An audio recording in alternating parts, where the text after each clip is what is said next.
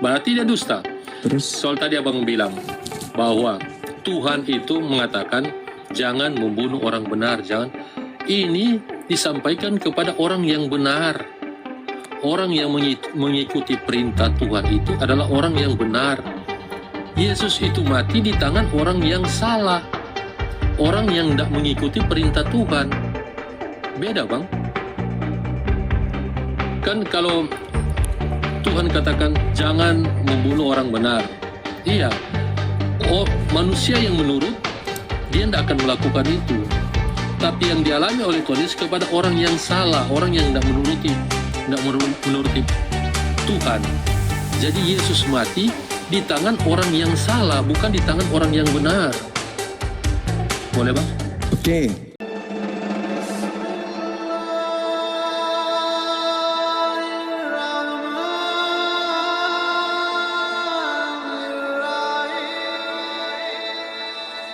Saudara Dikon. Iya, selamat sore Bang Cuma.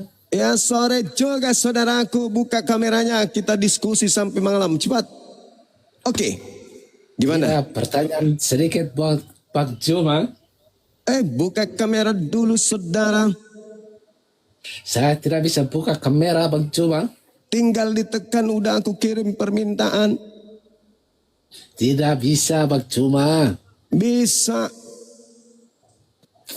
Jangan begitulah Bang Cuma. Bang Dikon Memang tidak harus bisa buka. begitu. Kalau begitu maskernya Bang Cuma juga dibuka gitu. Jangan ribut dengan masker. Buka bang, kita diskusi bang. Enggak usah takut bang. Saya bukan Paulus. Saya juga mau Bang Cuma buka masker biar diskusinya lebih terarah gitu. Ada aja terarah. Kalau pakai masker enggak terarah gitu. Iya, ayo. enak. Kurang enak Bang Cuma. Aduh, banyak kali alasanmu bah. Halo saudara Al. Nah, kan begini bagus. Oh, mantap kali. Protestan Katolik. Saya bang, Protestan. Salam bang. Salam. Waalaikumsalam. Gitu kan enak kenalan, ketemu nanti kita bisa ngopi-ngopi. Kita cerita tentang apa kan tuh bisnis kah atau apa kan gitu. Lagi puasa bang, nggak boleh ngopi. Iya, setelah puasa maksudnya. Oke. Gas. Oke, saudara. Jadi gimana pandangan saudara ini terkait tema? Apa itu bang? Yesus sebelum terangkat ke langit kan berpesan, aku memang harus pergi. Sebab kalau aku tidak pergi, roh kebenaran itu tidak akan datang. Dan kalau roh kebenaran itu datang, dia akan memuliakan aku, kan gitu. Jadi memuliakan di situ, ya benar-benar memuliakan. Roh kebenarannya itu memuliakannya. Nah jadi permasalahan, setelah dia terangkat ke langit, Paulus muncul mengajarkan kalau dia itu mati dengan jalan kutuk. Itu kan menghinakan, itu bukan memuliakan. Gimana menurut saudara? Jadi bang Zuma mempermasalahkan Galatia 3 ayat 13 itu. Ya, Nah, itulah yang jadi masalah. yang mana Galatia? Saya buka dulu ya. Mana Alkitab? Iya, silakan. Silakan. Galatia 3 ayat 13. berapa itu bang? 13 ya. Iya. Ini karena bang Zuma mau ini ya, mau tanya sharing dalam pandangan kekristenan ya. Iya, betul. Jadi mungkin ini kesempatan sekaligus saya sampaikan. Oke. Galatia 3 ayat yang ke-13. Kristus telah menebus kita dari hukum Taurat, hukum Taurat dengan jalan menjadi kutuk karena kita. Sebab ada tertulis, terkutuklah orang yang digantung pada kayu salib. Nah, dalam kekristenan, dalam teologi Kristen, kalau kita menerjemahkan sebuah ayat, maka kita harus paham dulu dalam konteks Galatia itu. Bagaimana Paulus menjelaskan kepada orang-orang pada saat itu bahwa banyak orang menganggap bahwa dengan menaati hukum Taurat, maka kita akan diselamatkan. Jadi pertama-tama kita harus lihat konteksnya dulu. Makanya nanti kenapa dikatakan bahwa dia menebus kita lewat dikatakan di situ, Kristus menebus kita dari kutuk hukum Taurat. Jadi itu yang pertama, bahwa secara jelas dulu bahwa hukum Taurat tidak menyelamatkan manusia, itu yang pertama. Kemudian dia menjadi jalan kutuk karena kita. Mungkin menjadi persoalan bagi orang-orang saat ini, kenapa justru dia menyelamatkan manusia itu lewat kutuk. Pertama bahwa kalau kita lihat di situ, terkutuklah orang, kalau dilihat di situ ya, bahwa dikatakan di situ, nah, Kristus menjadi kutuk. Nah, jadi yang perlu kita tahu dalam konteks itu bukan dalam arti bahwa Yesus itu, kalau kita lihat ya, Paulus menegaskan di situ bukan dalam arti bahwa Yesus itu berdosa. Tetapi justru ini ada istilah dalam teologi, ada istilah substitusi. Nah, bentar ya. Nah, substitusi. Jadi substitusi itu ada istilah pengganti. Nah, jadi pengganti itu artinya bahwa sebenarnya dosa itu akibat dari dosa manusia. Jadi Tuhanlah yang berdosa. Dosa itu jadi dia tanggung sendiri. Makanya dalam konteks ini ya, di Israel kuno ya, bahwa dikatakan di situ bahwa memang orang yang disalibkan itu memang terkutuk, itu adalah sebuah kejahatan. Tetapi yang dimaksud Paulus di situ bukan seakan-akan bahwa Yesus itu karena berdosa, makanya dia disalib. Justru misalnya karena dosa saya, karena dosa Bang Zuma, makanya Yesus berdosa, dan satu-satunya jalan itu adalah penyaliban. Ingat dalam konteks itu bahwa di situ dikatakan dalam Israel kuno dikatakan bahwa penyaliban itu sebuah kutuk. Jadi bukan berarti Yesus itu terkutuk ya Bang Sumaya, tapi dalam hal ini bahwa dikatakan justru karena dosa manusia, atau dia menjadi substitusi di situ, menjadi sebuah pengganti. Ibaratnya di sini saya di penjara, saya yang berdosa, tetapi orang lain yang menanggung dosa saya. Nah, dalam arti luas bahwa dia tidak berdosa, dia tidak bersalah, tetapi karena dia menjadi pengganti, makanya dikatakan dia yang berdosa, dia yang terkutuk. Nah, jadi seperti itu. Terima kasih Bang sudah dinaikkan ya. Salam. Iya. Iya. Nggak bisa kayak gitu emang kan. Memang harus kayak gitu. Nggak bisa tidak. Kabur. Nah gitu.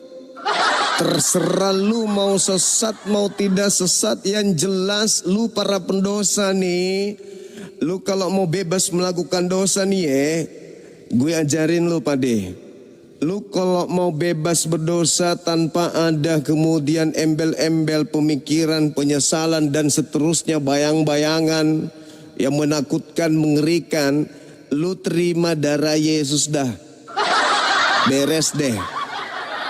Pokoknya lu para pesine ya, lu para pendosa, perampok, pencabul, pemburit, apapun dah yang sering kau lakukan, lu kalau nggak mau dibayang-bayangi dosa lu, masa lalu, masa sekarang dan yang akan datang, lu terima darah Yesus dah, kelar perkara.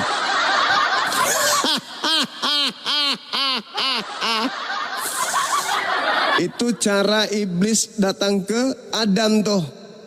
Udahlah, lu kalau mau hidup kekal di sini, jangan lu dengarkan itu. Lu kudu harus makan semua buah yang ada di sini, termasuk buah ilmu pengetahuan baik dan jahat. Udah deh makan, udah kelar hidup lo. Lu kekal di Eden ini, kata iblis. Tuh, polanya seperti itu. Nah, sementara Yesus mengatakan, aku harus pergi. Kalau aku tidak pergi, maka roh kebenaran itu tidak datang. Dan kalau roh kebenaran datang, dia akan memuliakan aku. Memuliakan berarti tak tersentuh sedikit pun kehinaan padanya.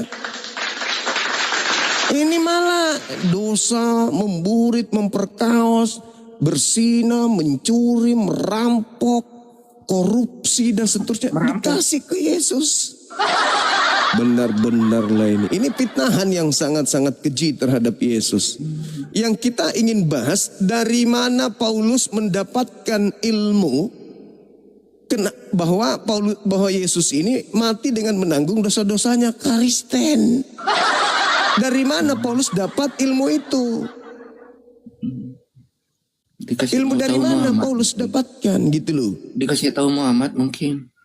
Lebih dulu Paulus datang, nabiku datang di abad ke-7 gitu loh. Oh Muhammad dari dulu gak ada. Dari mana ilmunya Paulus bahwa dosa-dosa Kristen dihapuskan dengan cara Yesus mati dengan kutuk di atas salib? Itu dari mana ilmunya? Itu yang ingin kita tahu. Kalau Nabi Muhammad setelah datang roh kebenaran kepadanya, beliau mengajarkan tentang Nabi Isa. Wa ja'alani mubarakan aina ma kuntu. Nabi Isa sejak dia dikandung, sampai dia terangkat ke langit sampai hari ini, beliau diberkati. Nabi Isa diberkati dimanapun Nabi Isa berada gitu loh. Nah ini kok ada ajaran Yesus mati dengan jalan kutuk, ini gimana ilmunya? Begitu ya. Betul lah. Silakan buka kamera saudara Broden, anak biawak. Saya sama dengan Allah dengan Muhammad, gak bisa menempatkan diri saya. Ya udah dibawa di gereja aja sana. Jilat anus pendeta sampai kau gila permanen. Assalamualaikum warahmatullahi wabarakatuh. Waalaikumsalam warahmatullahi wabarakatuh. Dari mana Bang Elang? Saya Kristen Bang. Astagfirullahaladzim. Oke, sip. Iya, bisa buka kamera silakan. Selamat diskusi. berpuasa Bang. Makasih saudara Elang. Buka kamera, kita diskusi. Tapi kan satu arah saja kan. Karena kalau diskusi dua arah kan Bang, saya nggak tahu agama Islam. Jadi abang tanya aja kepada saya tentang kekristenan gitu kan. Boleh. Jadi apa yang dia saja saja. Oke, silakan buka kamera Bangku. Kalau dua arah baru open cam Bang. Karena aku nggak tahu bagaimana diskusi dua arah, aku nggak tahu. Ya tanya aja tentang bagaimana Nggak tahu agama Islam. Nabi Isa yang lahir tanpa ayah datang ngajarin Injil, bagaimana pola pengajarannya di sana, apa yang diajarkan, seperti itu. Karena Nabi Isa yang datang ke tengah-tengah kaumnya lahir tanpa ayah. Kalau dalam catatan pewarta di Bible mereka menyebutnya Yesus gitu Bang. Tapi sama sekali Bang ya.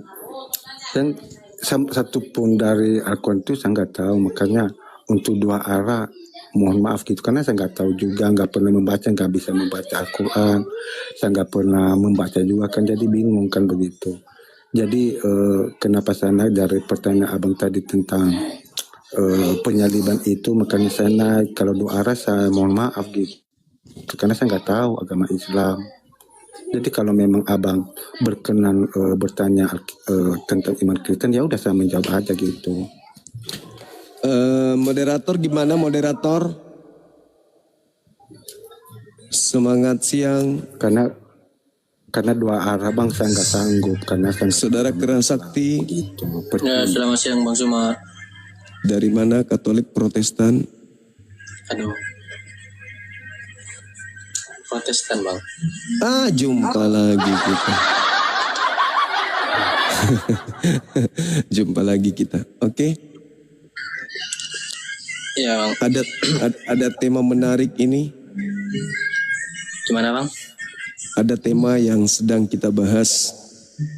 Iya Bang, tahu sih temanya, cuman dari tadi saya juga nyimak terus ya. Jadi saya agak gimana ya, ngasih jawaban juga nggak bisa ngasih jawaban gitu. Itu saya. Jadi terus? saya lebih suka bertanya Bang daripada menjawab. Soalnya kalau menjawab lebih susah lah. Lebih Jadi susah saya menjawab. menjawab. Oh iya. Advent ya. Kan Advent sih. Jadi apa? Protestan? Oh. Oke. Di Medan. Jadi, Di Medan. Bukan di Pulau Nias Bang. Oh di Nias. Oke. Silakan. Jadi gini Bang. Di Alkitab kami ya, sebagai Kristen, yang menciptakan langit dan bumi itu Allah kan. Iya. Nah, jadi kalau di Al-Quran itu yang menciptakan siapa itu? Allah. Allah. Oke. Iya. Nah, keduanya Bang, di Alkitab manusia itu dibuat segambar dan serupa dengan Allah. Iya. Ya kan? Nah, kalau di Al-Quran ini yang saya tanya, ini inti pertanyaan saya. Di Al-Quran itu manusia diciptakan itu segambar dengan apa atau gimana? Kalau di Islam manusia itu diciptakan dalam bentuk yang sempurna, fi aksani takwim, dalam bentuk sempurna.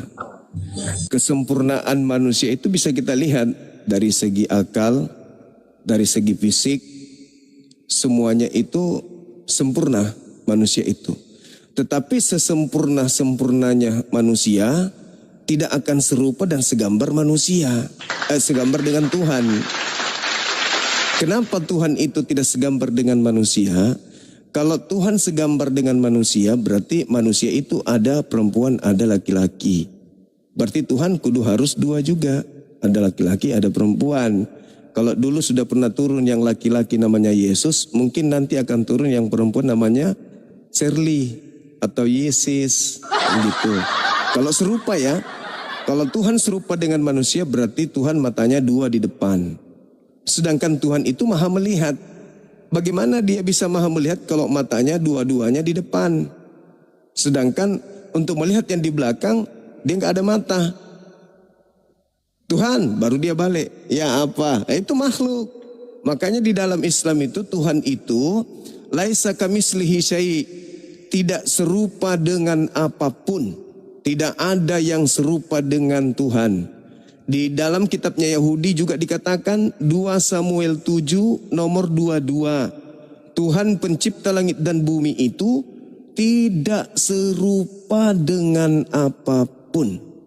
Nah, kenapa di dalam kitab Kejadian dikatakan baiklah kami menciptakan manusia serupa dengan gambar kami? Maksudnya Tuhan sudah merancang gambar tentang diciptakannya seorang pemimpin di atas muka bumi bernama Adam. Jadi contoh, saya seorang arsitek. Saya menggambar bangunan gereja atau jembatan. Jadi saya gambar bangunan jembatan. Serak. Habis itu setelah selesai gambarnya, saya berkata, baiklah kami membuat jembatan serupa dengan gambar kami. Serupa dengan gambar kami maksudnya saya mau bikin jembatan yang sama dengan gambar saya. Yang saya gambar, yang saya rencanakan, yang saya buatkan sketsanya. Yang saya sudah buat set plan-nya. Bukan jembatannya mirip saya. Tapi mirip dengan gambar saya. Gambar saya itu yang gambar rencana saya, rancangan saya.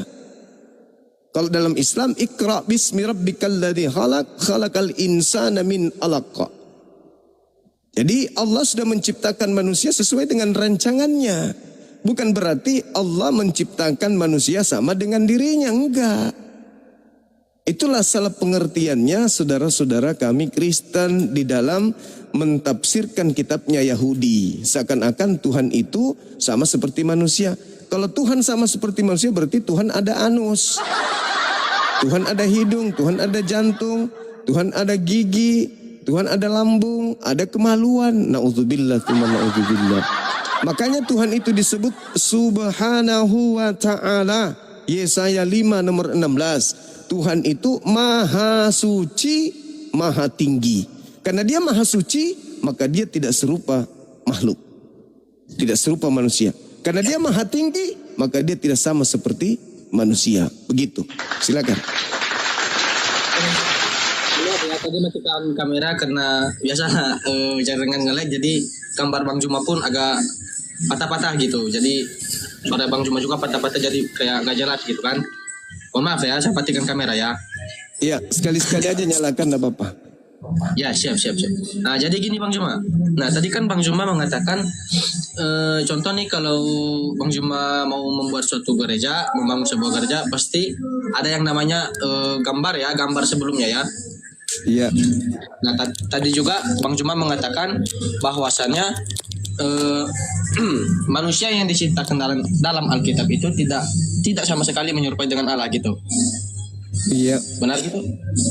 Akan tetapi Bang Betul. Juma, kan di dalam dalil itu kan Kejadian 1:26-27 tidak ada dikatakan dalam situ bahwasannya Allah itu telah membuat gambar atau telah merancang sebelumnya gitu. Oke.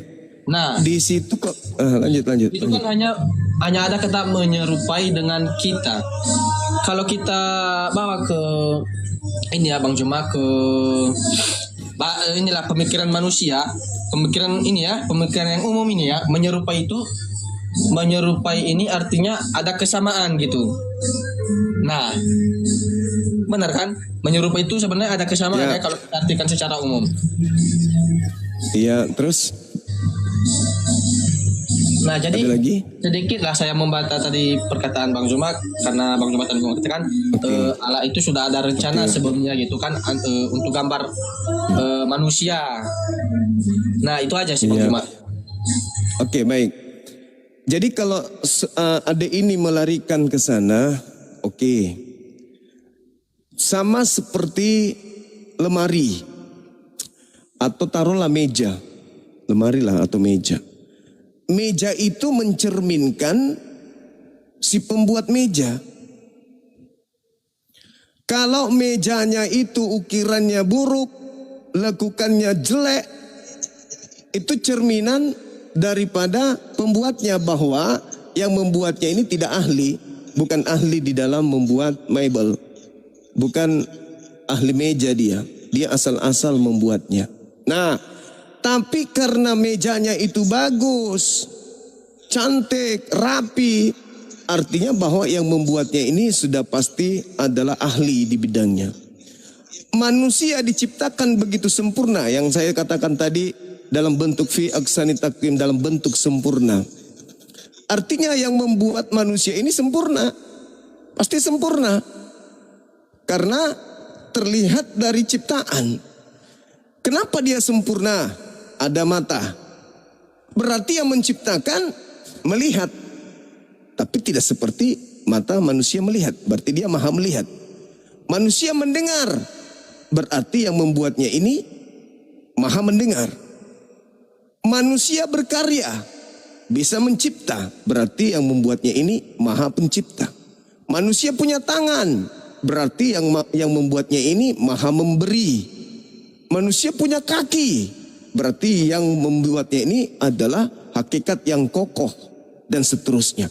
Jadi itu cerminannya serupa dalam bidang seperti itu. Bukan berarti wujud Tuhan seperti wujud manusia.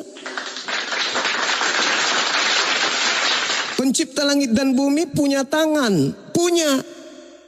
Tapi tangan bukan tangan seperti manusia, gambaran manusia, enggak.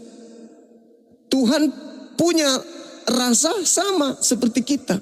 Makanya kenapa dia dikatakan serupa atau sama dengan kami, beselmenu, matenu dalam bahasa Ibrani, itu dikarenakan pencipta langit dan bumi menggambarkan keberadaannya bahwa dia maha melihat, dia maha mendengar, dia maha memberi, dia maha mencipta, kemudian dia maha berkuasa.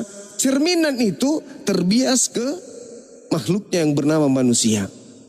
Itu bukan berarti Tuhan itu serupa dengan kita. Sama seperti lemari yang tadi. Kesempurnaan manusia adalah wujud bahwa yang menciptakannya itu jauh lebih sempurna. Gitu maksudnya. Kalau kita sama, berarti dia berambut dong. Dia beralis. Kutuan nanti Tuhan. Kalau dia serupa, baru lantas kita artikan sama wujud kita dengan Tuhan. Berarti Tuhan punya anus. Tuhan punya kelamin. Maha suci Tuhan dari hal-hal yang seperti itu enggak. Nah, jadi gambaran seperti mama bikin kue. Ketika kita nikmati kuenya itu sangat nikmat. Itulah cerminan mama. Itulah cerminan mama. Mama sempurna dalam membuat kue. Tapi kalau ada yang bikin kue asal-asalan, ya itulah cerminan yang membuatnya. Kuenya tidak bagus. Aku menciptakan manusia dalam bentuk yang paling sempurna. Seperti itu. Allah itu pencipta. Allah itu yang mengatur segala-galanya. Dia yang memimpin kehidupan di atas muka bumi ini. Manusia diutus ke bumi menjadi pemimpin. Tuhan yang menaklukkan alam semesta. Manusia turun ke bumi menaklukkan semua apa yang ada di bumi. Itu cerminannya. Bukan berarti wujud Tuhan sama seperti wujud manusia. Kalau wujud Tuhan sama seperti manusia itu bahaya. Contoh, kita kalau dikatakan serupa dengan Tuhan, inilah dulu siku. Tuhan itu kan yang dikatakan Tuhan, dia itu menyelami alam semesta. Dia menguasai alam semesta. Nah coba gunakan tangan kanan memegang siku kanan ini. Bisa nggak? Nggak bisa dia, nggak bisa. Berarti keterbatasan, ada keterbatasan. Tuhan punya keterbatasan nggak? Nggak ada Tuhan itu. Tuhan tidak memiliki batas sehingga dia tidak serupa dengan manusia. Ketika Tuhan punya batas dan seperti manusia, ayo Bang Suma, coba kamu pegang sikumu menggunakan tangan kananmu sendiri, siku kanan. Nggak bisa, padahal saya punya nih, nggak bisa nih ya, bengkok. Jadi nanti kena stroke lama-lama.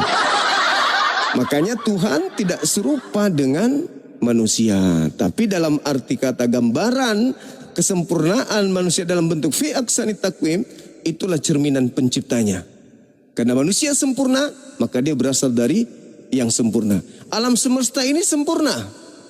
Tanah, daratan, gunung, udara, tumbuhan, binatang, sempurna sekali. Berarti dia berasal dari yang maha sempurna.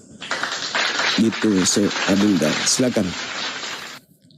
Oke Bang Juma, pahamlah kalau dari pernyataan Bang Juma tadi, bolehlah saya juga paham sedikit.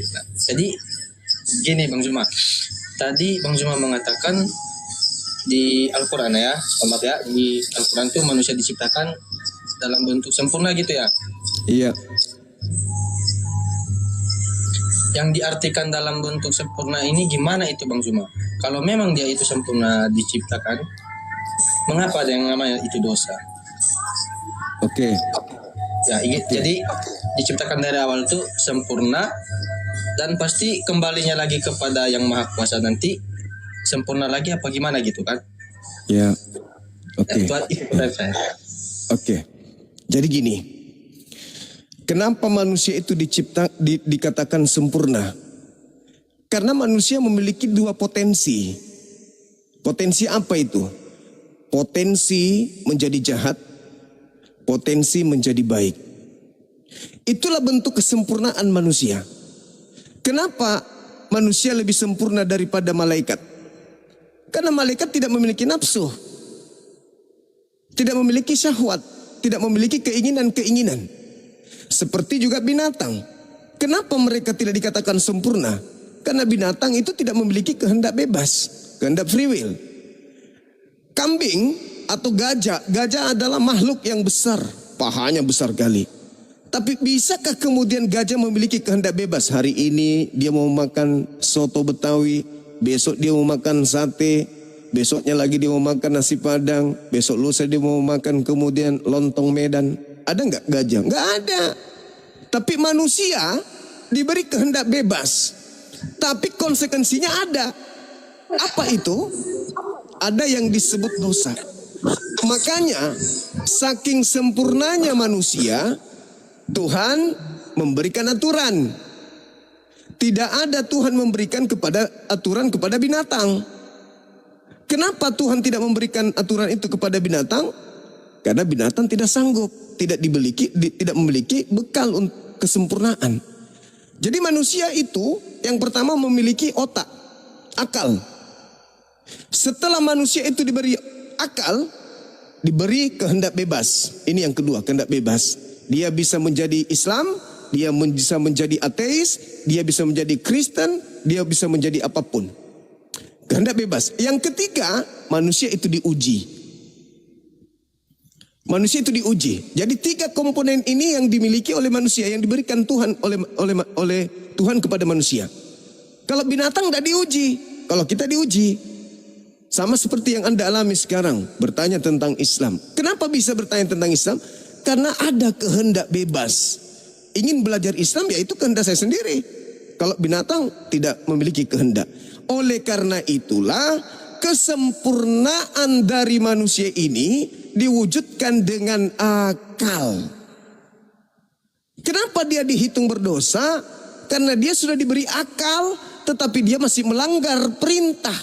Contoh, ketika Al-Quran mengatakan, Qul huwallahu ahad, katakanlah, yakinilah, percayalah, Tuhan itu satu.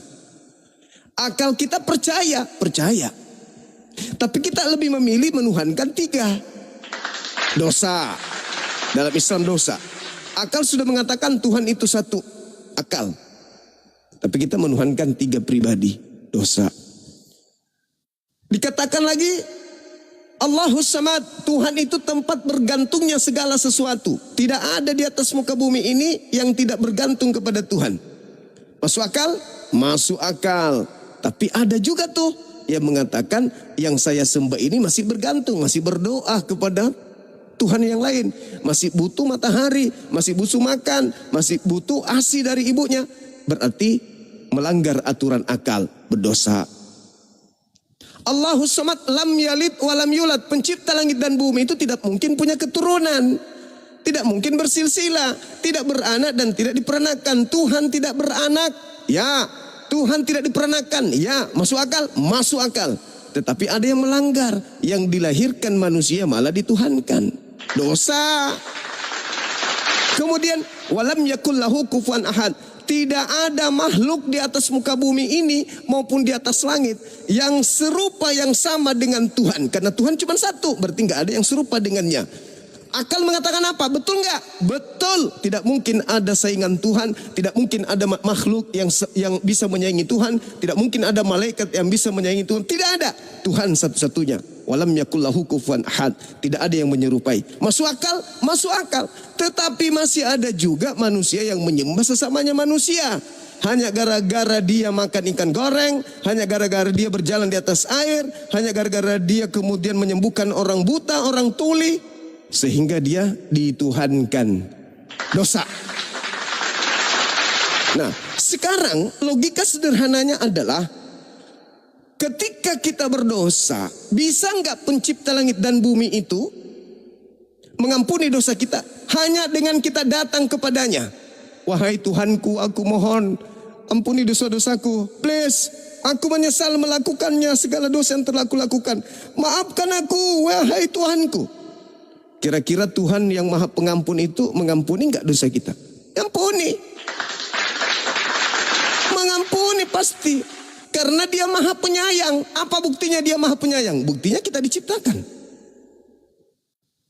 Orang yang tidak menyembahnya dikasih makan, dikasih udara, dikasih oksigen. Orang yang ingkar kepadanya masih tetap disayang, diberikan makanan, diberikan minuman, dikasih kehidupan. Begitu juga orang yang menyembahnya. Jadi tidak pilih kasih Tuhan itu terhadap makhluknya. Berarti dia penyayang. Nah, kalau makhluknya datang memohon ampun, berarti diampuni. Karena Tuhan itu Maha Pengampun, Maha Penyayang. Bertobatlah kata Yesus. Bertobatlah. Kenapa Yesus meminta kita bertobat?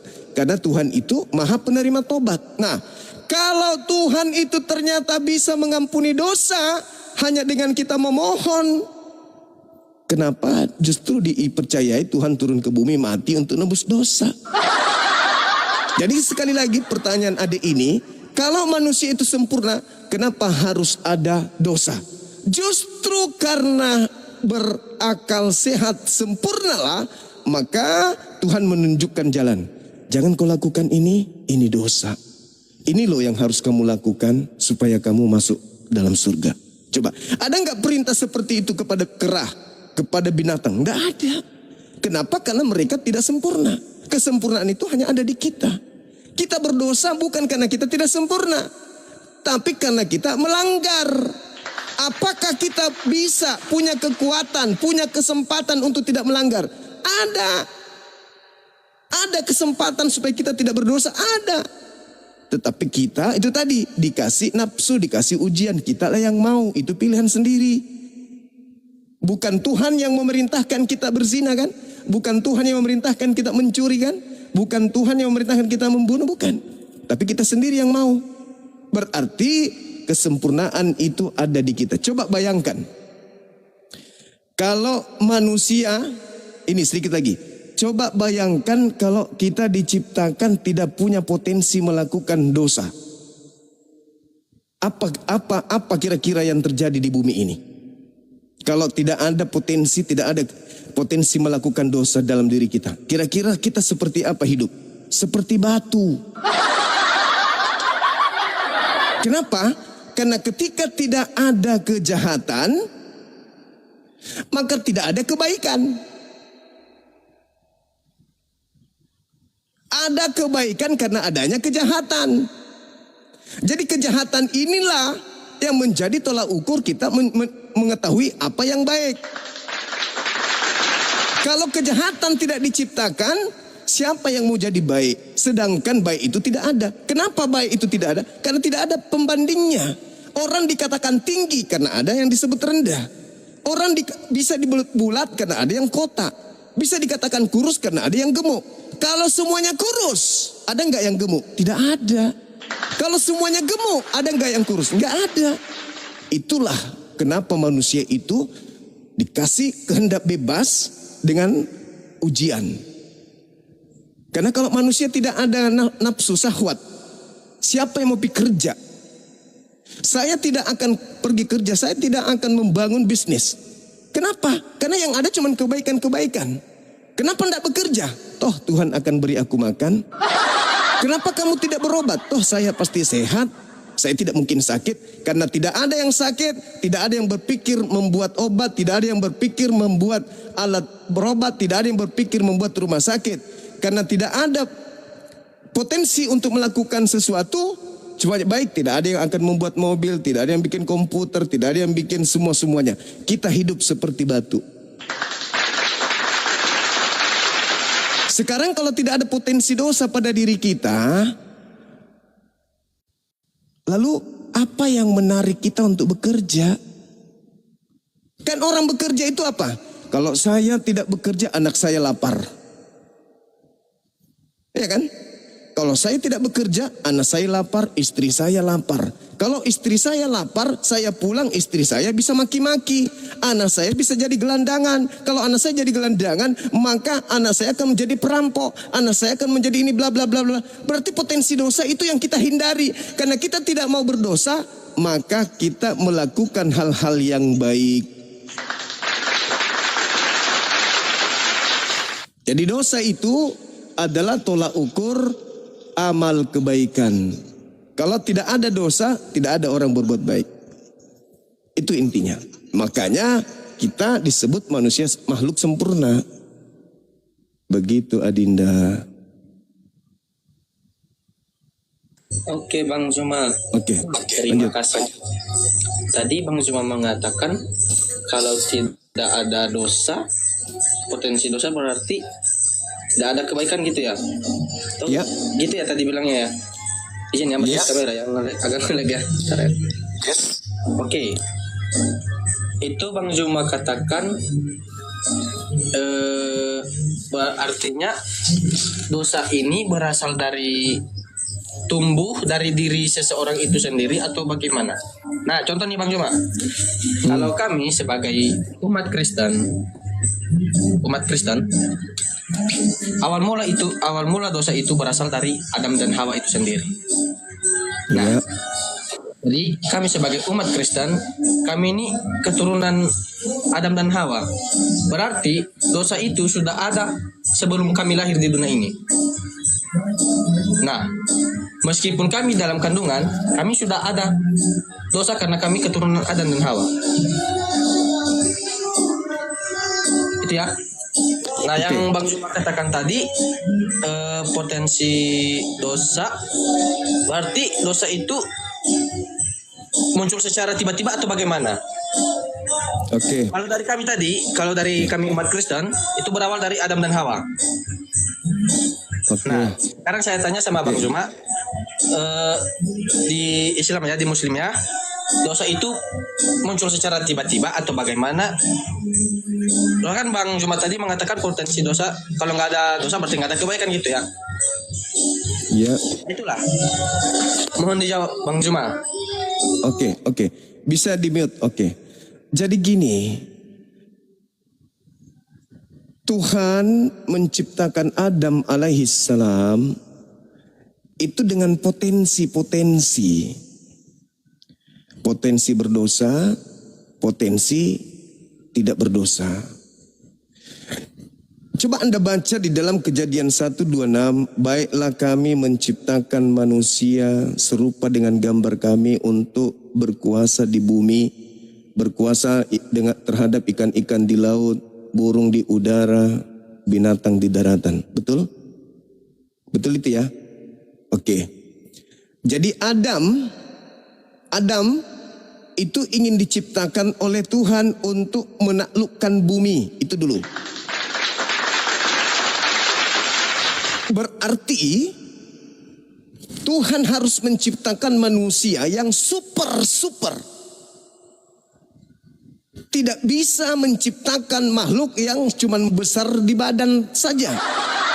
Kurang besar apa gajah, tapi tidak bisa menaklukkan dunia. Ya kan? Kurang panjang apa ular, tidak bisa menaklukkan dunia. Tidak ada. Maka manusia ini dicipta dengan kesempurnaan akal, potensi. Nah, cara Tuhan mendeteksi bahwa makhluknya yang bernama Adam ini sudah cocok untuk turun ke bumi, menaklukkan bumi, harus diuji. Maka Adam kemudian diuji oleh pencipta langit dan bumi. Apakah dia punya keinginan untuk melakukan sesuatu yang aku larang atau tidak? Kalau ada potensi itu, berarti ini sudah sempurna nih makhluk.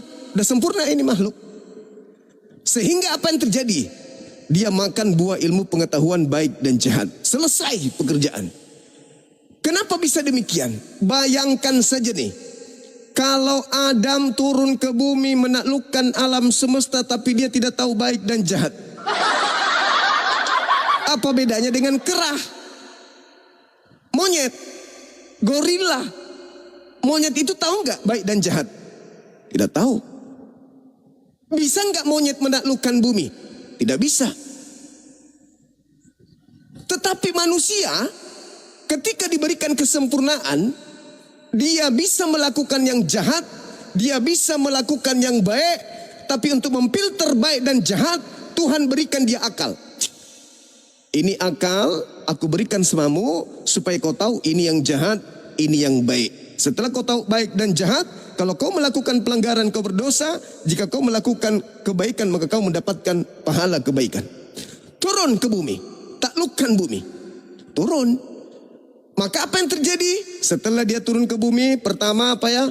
Dia lakukan apa? Menghindarkan diri dia dan istrinya dari sinar matahari. Bikin rumah.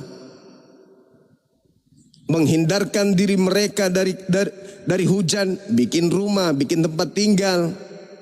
Untuk mengisi perut mereka, mereka menanam, mereka bercocok tanam, mereka menjadi nelayan. Karena akal. Kenapa bisa demikian? Karena dia sudah dibekali pengetahuan baik dan jahat. Ini baik, ini jahat. Ini tidak baik, ini adalah baik. Turunlah ke bumi, dia taklukkan alam semesta ini. Seperti yang ada kita rasa hari ini. Kalau manusia lurus-lurus saja, bagaimana? Siapa yang mau cari duit? Kita akan hidup seperti monyet. Monyet sudah hidup ribuan tahun gak bisa cari duit. Belum ada pernah kita lihat ada monyet jualan di pasar, transaksi jual beli. Monyet naik motor, monyet main laptop, gak pernah. Kenapa? Karena dia tidak punya potensi. Sekarang kalau manusia itu tidak punya potensi berdosa, ya sama seperti monyet, kera. Justru karena manusia punya potensi dosa, manusia bisa memilih ini baik, ini jahat, ini tidak boleh, ini boleh. Makanya Al-Quran mengatakan orang-orang yang tidak menggunakan akal malah melanggar perintah Tuhan itu lebih rendah dari hewan. Karena sudah dikasih akal masih juga melakukan dosa. Dan setelah dia melakukan dosa, dia bukannya sadar, malah dia merasa nyaman dengan dosa itu. Makanya Tuhan menciptakan neraka. Tuhan menciptakan surga. Tuhan tidak memasukkan orang ke dalam neraka semena-mena tanpa memberikan aturan. Dikasih aturan dulu. Jangan kau berzina. Jangan kau berbohong. Jangan kau sembah selain aku. Kapan kau sembah selain aku, tempatmu neraka. Nah, sekarang kalau manusia tidak diberi kesempatan untuk berpikir mana baik, mana jahat, lalu buat apa surga diciptakan? Buat apa neraka diciptakan? Potensi dosa itu diberikan ke kita supaya kita itu diuji. Monyet diuji nggak monyet? Monyet dikasih aturan, monyet jangan kau berzina ya. Nggak bisa. Karena tidak ada potensi berdosa di dia. Manusia ada potensi berdosa. Makanya manusia itu pakai baju, menjaga auratnya, menjaga lisannya, menjaga sikapnya, mereka beribadah. Kalau manusia itu tidak diberi potensi berdosa, kita hidup, siapa yang kuat itu yang bertahan hidup. Siapa yang jago itu yang bertahan hidup. Tapi karena kita diberi potensi untuk berdosa, kita menjaga diri. Jangan melakukan ini yang kita harus lakukan. Jangan lakukan ini yang harus kita lakukan. Kita berkarya karena itu. Coba kalau Tuhan tidak memberikan aturan ke kita. Kan orang berdosa itu karena ada aturan kan? Iya kan? Manusia disebut berdosa karena ada aturan yang dilanggar, betul? Nah, coba kalau tidak ada aturan. Tidak usah terlalu jauh dulu. Di Indonesia kalau tidak ada aturan lampu merah, berapa yang harus tabrakan tiap hari? Karena masing-masing manusia itu ego. Aku harus duluan. Kau belakangan. Enggak, aku duluan. Enggak ada, aku juga mau duluan. Akhirnya apa? Tabrakan, hancur, mati di situ. Hampir saja semua manusia itu akan melanggar lampu merah kalau tidak ada aturan. Kenapa? Karena manusia diberi potensi. Potensi melakukan apa saja itu ada pada diri manusia. Beda dengan binatang, beda dengan malaikat, beda dengan setan. Dengan sempurnanya manusia, maka manusia bisa melakukan apa saja yang dia kehendaki dan bisa tidak melakukan apa saja yang dia tidak mau. Makanya Tuhan memberikan aturan tuh. Tuhan berikan aturan. Kenapa saya berikan kau aturan? Karena aku sudah memberikan kau akal. Kau punya kehendak bebas. Kau sempurna. Berbeda dengan monyet. Monyet aku kasih aturan percuma. Kamu sempurna, kau bisa menaklukkan bumi. Ini aturannya. Ketepak, aku kasih kau manual book, aku kasih kau kitab. Ikuti kitab itu. Ikuti kitab itu supaya kau selamat. Karena kau punya potensi untuk melakukan dosa. Kapan potensi melakukan dosa itu aku cabut, maka kau hidup seperti makhluk yang tanpa ruh. Coba lihat orang gila, maaf teman-temanku yang sementara gila. Coba Anda lihat orang gila. Tubuhnya sempurna. Ya toh? Sempurna tubuhnya, bla bla bla. Ada nggak larangan bagi mereka? Orang gila, jangan kau membunuh. Ada? Nggak ada. Orang gila, jangan kau minum arak, jangan kau minum tua. Orang gila, jangan kau berzina. Bisa? Tidak bisa. Kenapa? Karena pada dia tidak ada potensi itu. Kenapa tidak ada potensi itu? Karena dia tidak berakal. Tidak dikatakan potensi karena itu tidak berasal dari dirinya sendiri. Bukan dalam keadaan sadar. Itu natural. Terjadinya itu karena natural. Jadi kalau orang gila membunuh tidak kena hukum. Berbeda dengan kita.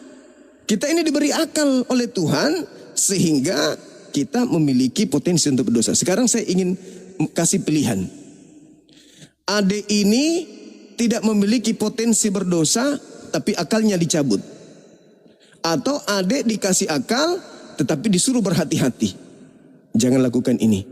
Jangan lakukan ini. Mana Anda pilih? Boleh melakukan apa saja tapi akalmu dicabut. Tidak boleh melakukan apa saja, kamu dikasih akal. Mana Anda pilih? Yang terakhir lah. Yang kedua, boleh melakukan apa saja, akalnya diambil. Itu yang dipilih. Enggak. Tapi ingat, ketika Anda memilih akal, Anda harus siap diatur. Paham ya? Kan Anda dikasih akal, Anda harus dikasih aturan tuh. Jangan menyembah selain daripada aku. Tapi kalau orang gila, dicabut akalnya. Dia mau menyembah kantong baju juga boleh. Dia mau menyembah kandang sapi juga bisa. Karena sudah diangkat akalnya. Tapi kalau kita yang berakal, sekali diperintahkan, jangan kau menyembah selain daripada aku, jangan selagi kau masih waras. Makanya dikatakan Al-Quran, waliyatazakkara ulul albab. Orang yang bisa sampai ke Al-Quran hanyalah orang yang menggunakan akal. Gitu dia. Saya kira begitu. Mudah-mudahan bisa dipahami. Silakan. Bang Juma, oke. Paham. Sangat paham. Soalnya Bang Juma juga menjelaskan secara terperinci lah. Iya, silakan. Jadi saya juga sebagai umat Kristen, mohon maaf ya, matiin kamera dulu ya. Aduh. Saya juga sebagai umat Kristen kan, pasti adalah suatu hal kejanggalan kan. Contohnya nih Bang Juma ya. Iya. Saya nih berandai-andai contohnya ya, andaikan saja Hawa itu tidak memakan buah terlarang di Taman Eden. Nah contohnya aja itu ya, itu udah mengganjal dalam hati saya, tapi saya masih belum ada jawaban ya sampai sekarang. Jadi contohnya Hawa itu tidak memakan buah terlarang yang di Taman Eden itu, berarti sampai sekarang dosa sampai tahun 2026 nih dosa itu nggak ada ya. Jadi udah mengganjal terus ya sebenarnya ya. Dosa itu nggak ada. Ya contohnya apabila Hawa itu tidak memakan buah terlarang di Taman Eden. Iya. Maka manusia tidak akan bisa berkarya. Karena tidak tahu baik dan jahat. Seorang bayi dikasih perintah, bayi, awas kau ya, jangan sampai kau menggelinding ke kiri. Kalau kau menggelinding ke kiri, kau akan jatuh. Jarak tempat tidurmu dengan lantai itu ada 2 meter loh. Si bayi mendengar, ya. Tapi karena bayi tidak tahu baik dan jahat, jatuh dia, kok mau dihukum? Inilah kesalahan doktrin dosa waris. Ini doktrin dosa waris itu adalah sebuah kebohongan yang diwariskan. Adam belum tahu baik dan jahat, dikasih aturan. Adam, jangan kau makan buah ini. Kapan kau makan, kau akan mati hari ini. Loh, Adam gak tahu baik dan buruk. Anak bayi dikasih aturan, mana dia tahu? Berarti ini bukanlah semata-mata aturan. Ini adalah pembuktian bahwasanya ini skenario Tuhan pencipta langit dan bumi untuk menciptakan Adam, selayaknya malaikat yang protes kepada Adam, kepada Tuhan yang telah menciptakan Adam, tahu, tengoklah nih hambaku yang telah kuciptakan ini tahu baik dan jahat sementara kalian tidak. Masa anak bayi 1 bulan 1 hari ditanya, anak bayi, kau jangan mutar-mutar ke sana ya. Awas, kau jatuh nanti. Habis itu ditinggal. Jatuh beneran, disalahin. Bukan cuma disalahin, keturunan anak-anak ini pun, anak bayi ini nanti dituduh mewarisi dosa. Kan bonyok paham seperti itu, bonyok, itu pembodohan. Jadi Adam setelah dia makan buah ilmu pengetahuan, barulah dia tahu dirinya telanjang. Betul nggak? Betul. Jadi sebelum dia makan buah itu, dia telanjang, tapi dia tidak sadar kalau dirinya telanjang. Sekarang pertanyaannya, bisakah manusia menundukkan dan menguasai bumi, membuat pesawat terbang, membuat komputer, membuat laptop, membuat sinyal laptop dan seterusnya, sedangkan dia tidak tahu dirinya telanjang atau tidak? Bisa nggak dia menaklukkan bumi? Tidak bisa. Maka ini cuma skenario.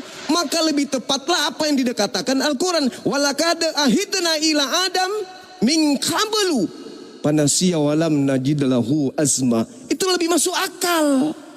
Ketika kami perintahkan Adam aturan di surga, dia lupa. Dia lupa untuk terhadap larangan itu. Itu lebih masuk akal. Sehingga dia jatuh. Setelah dia jatuh, fatalaqqa Adamu min rabbih kalimatin fataba alaih innahu huwat tawwabur rahim. Adam kemudian bertaubat. Itu yang rasional. Aku hilaf ya Allah. Aku lupa. Aku lalai. Aku lupa, aku lalai. Aku betul-betul lalai sehingga aku makan. Dan itu pengaruh iblis. Bukan karena keinginanku sendiri. Itu lebih masuk akal. Daripada seorang bayi disuruh jangan kau makan kacang. Begitu dia makan kacang, giginya belum ada, kena muntaber. Seluruh keturunannya, miliaran manusia, kena muntaber semua. Pembohongan, pembodohan. Jadi Al-Quran mengatakan, aku beri perintah kepada Adam, tapi dia lalai, dia khilaf, dia lupa. Maka kita saja kepada anak kita, kenapa kau aku lupa Pak, aku lupa Abah. Dimaafkan gak? Dimaafkan. Lo masa keturunannya yang belum lahir juga menanggung dosa. Ini pekok.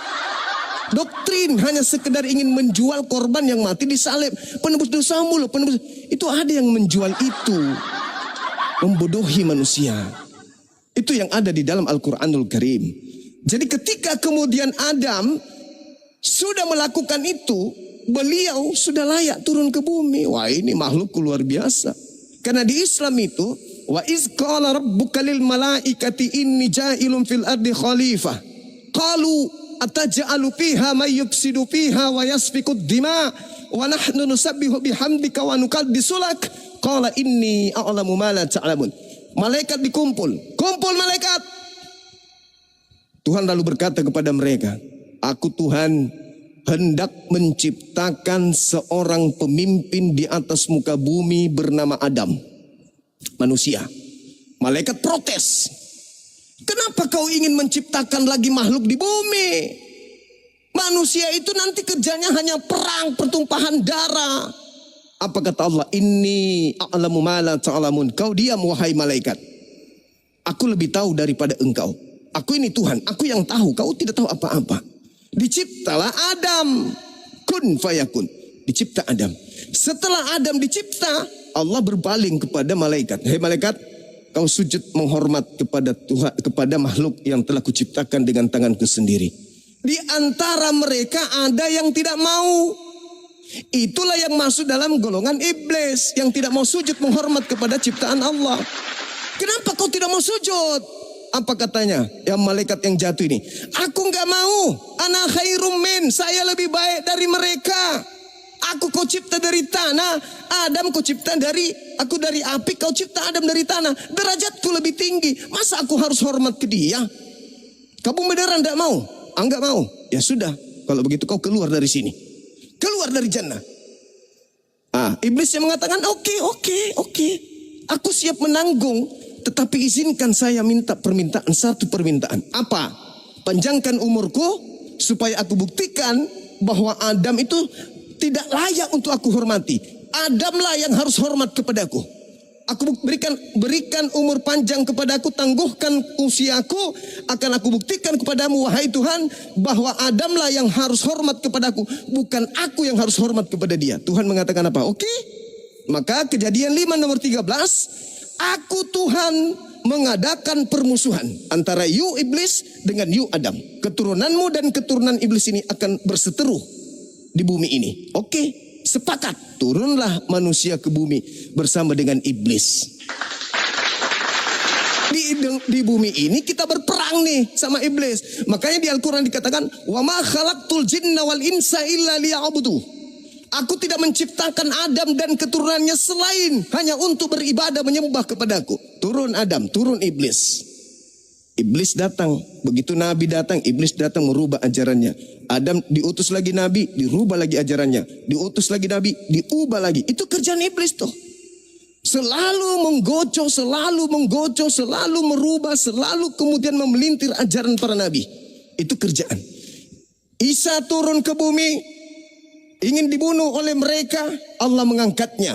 Mereka iblis datang aja, itu dia dibunuh untuk nebus dosa. Padahal tidak ada ilmunya. Tidak ada ilmu dimanapun bisa kita temukan di kitabnya para nabi bahwa Tuhan menebus dosa manusia dengan menggunakan darah manusia, itu nggak ada. Tapi iblis datang menggoda, udahlah, dosa-dosamu bebas kau melakukan apapun sebab sudah ada yang nanggung. Itu iblis tuh. Nggak usah kau peduli, pokoknya kau makan saja semua yang bisa kau makan, kau minum apapun itu, karena Tuhan sudah menghapusnya. Dosa-dosamu sudah dihapuskan. Kau bukan lagi hamba Tuhan, kau anak Tuhan, kau pewaris surga. Itu cara iblis tuh. Sama seperti Adam. Adam udahlah, makanlah itu semua. Kalau kau makan, kau akan kekal di sini. Enggak usah peduli itu. Makan aja. Itulah cara iblis menyesatkan manusia. Jadi saudara Adinda, ketika Adam di Gan Eden, itu dia belum tahu apa-apa. Jadi itu dia tidak mewariskan dosa. Justru ingat, kalau saya tanya pendeta nih, pendeta kenapa harus Yesus menjadi korban di atas salib? Apa kata pendeta?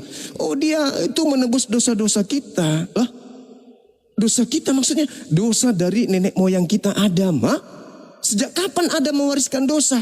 Mana dalilnya? Pendeta sekebun tidak bisa menunjukkan ada dalil kalau Adam mewariskan dosa kepada keturunannya. Justru yang harus terjadi adalah kita kudu bersyukur kepada Adam alaihissalam. Karena gara-gara dia makan buah ilmu pengetahuan, sehingga kita tahu baik dan buruk. Bagaimana kalau Adam tidak makan buah pengetahuan baik dan jahat? Kira-kira kita bisa hidup seperti sekarang? Enggak. Kenapa? Telanjang saja kita tidak sadar kalau kita telanjang. Bagaimana mau bikin pesawat? Bagaimana mau sekolah? Bagaimana mau bikin mobil, rumah dan seterusnya? Orang telanjang aja nggak sadar. Padahal Adam dalam keadaan dewasa, istrinya dalam keadaan dewasa, bukan anak bayi. Nah, artinya bahwa ketika dikatakan dalam Kejadian 5 nomor 13, aku akan mengadakan permusuhan antara keturunanmu Adam dengan keturunan iblis. Hari ini siapa yang memfitnah Adam? Berarti dia adalah keturunan iblis. Siapa yang mengatakan Adam dikutuk dan dosanya diwariskan kepada keturunannya? Berarti itu tipu daya iblis. Padahal tidak ada dalilnya. Yang dikutuk di situ iblis. Kalau Yesus turun ke bumi, mati di atas salib untuk menebus kutuk, yang dikutuk itu bukan Adam, yang dikutuk iblis. Berarti Yesus mati untuk menebus kutuk iblis. Na'udzubillah tsumma na'udzubillah. Saya kira begitu Adinda. Saya harus ibadah dulu. Mungkin ada dari apologet Islam. Oke, Bang Zuma, terima kasih ya. Jadi saya juga mau bertanya ini karena mau belajar dalam hal yang baik ya, bukan dalam hal yang buruk ya. Iya betul. Harus belajar. Saya suka kalau anak-anak mau belajar. Harus belajar memang. Ya. Siap Bang Zuma, terima kasih ya jawaban yang telah diberikan kepada saya. Iya. Dan saya juga izin pamit Bang Zuma. Iya, nanti naik lagi ya. Ya, kalau ada pertanyaan yang mengganjal hati saya juga bisa nanti tanya lagi lah sama Bang Zuma. Baik. Oke, Bang Zuma izin turun. Terima kasih. Makasih. Siang. Diterima. Oke, siap. Udah kebuka. Nah, salam kenal Bang Felty. Udah kebuka. Siap. Udah. Oke. Iya. Salam kenal. Topik tentang apa ini Bang? Ya. Terkait dengan pernyataan Yesus yang mengatakan aku memang harus pergi, setelah aku pergi akan datang roh kebenaran yang akan memuliakan aku. Nah, kulihat di dalam Al-Quran kami bahwa Nabi Isa itu diceritakan di dalam Al-Quran bahwasanya beliau diberkati dimanapun beliau berada. Al-Quran yang menarasikan itu. Bahwasanya wa ja'alani mubarakan ainama kuntu. Aku diberkati dimanapun aku berada. Berarti di Islam tidak ada ruang dia tercela, dia dihinakan, dia direndahkan, apalagi sampai dikutuk. Nah, saya justru melihat di pengajaran Paulus, khususnya di Galatia 3:13, di situ justru Yesus mati dengan jalan kutuk karena ada tertulis terkutuklah orang yang mati di atas tiang salib. Nah, apakah ini bentuk kemuliaan untuk Yesus atau gimana menurut abang saya ini? Silakan. Gini Bang, Ya. Itu kan pernyataan dari Rasul Paulus tentang Tuhan Yesus. Iya. Itu bukan pengakuan sendiri dari Tuhan Yesus. Itu pernyataan dia sesuai dengan pengertian yang dia berikan. Beda dengan yang dikatakan dalam Al-Quran. Itu dikatakan langsung oleh Allah bahwa memang Yesus itu dimuliakan. Iya. Bedakan perkataan Allah dengan pandangan dari manusia menurut Rasul Paulus. Kan beda. Iya. Iya, betul. Ya. Tapi itu menyangkut tentang apa yang Rasul Paulus mengerti tentang apa yang pekerjaan Yesus di bumi, karena dia memiliki pekerjaan di bumi. Itulah sebabnya pekerjaannya ketika dia mau meninggal di salib, sebelum dia meninggal dia bilang sudah selesai. Itu berhubungan dengan pekerjaannya. Jadi kenapa Tuhan Yesus itu dikatakan terkutuk? Karena dia memang memakai itu tubuh manusia yang terkutuk. Karena kalau dia tidak memakai tubuh manusia yang terkutuk, dia tidak bisa mati.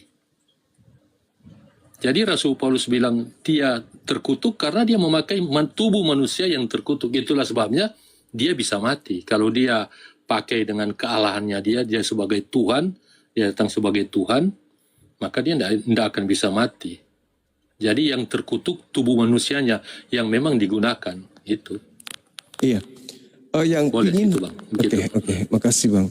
Yang pingin saya gali lebih jauh kan Yesus mengatakan roh kebenaran itu ketika dia datang dia memuliakan aku. Artinya kalau roh yang datang kepada Nabi Muhammad kan mengajarkan di situ bahwa wa ja'alani mubarakan ainama kuntu, aku diberkati di mana saja aku berada. Berarti roh yang datang kepada Nabi Muhammad ini memuliakan Nabi Isa dalam pandangan Islam. Nah, sedangkan terlontar ajaran Paulus yang mengatakan Kristus menebus dosa dengan jalan kutuk di atas tiang salib. Ini roh apa kok bisa orang yang dikasihi malah diajarkan mati dengan jalan kutuk gitu. Ilmunya dari mana sehingga Paulus bisa mengatakan bahwa Yesus ini mati dengan jalan kutuk? Berarti tidak memuliakan karena mengatakan dia terkutuk. Seperti itu Bang. Bukan itu tadi Bang, kita bilang ini pengertian tentang kerohanian.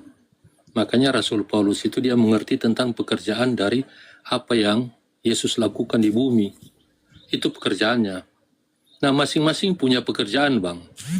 Nabi Muhammad itu punya pekerjaan. Yesus itu punya pekerjaan. Tapi bedanya begini Bang. Nabi Muhammad diutus kepada bangsa kafir, kepada bangsa jahiliyah.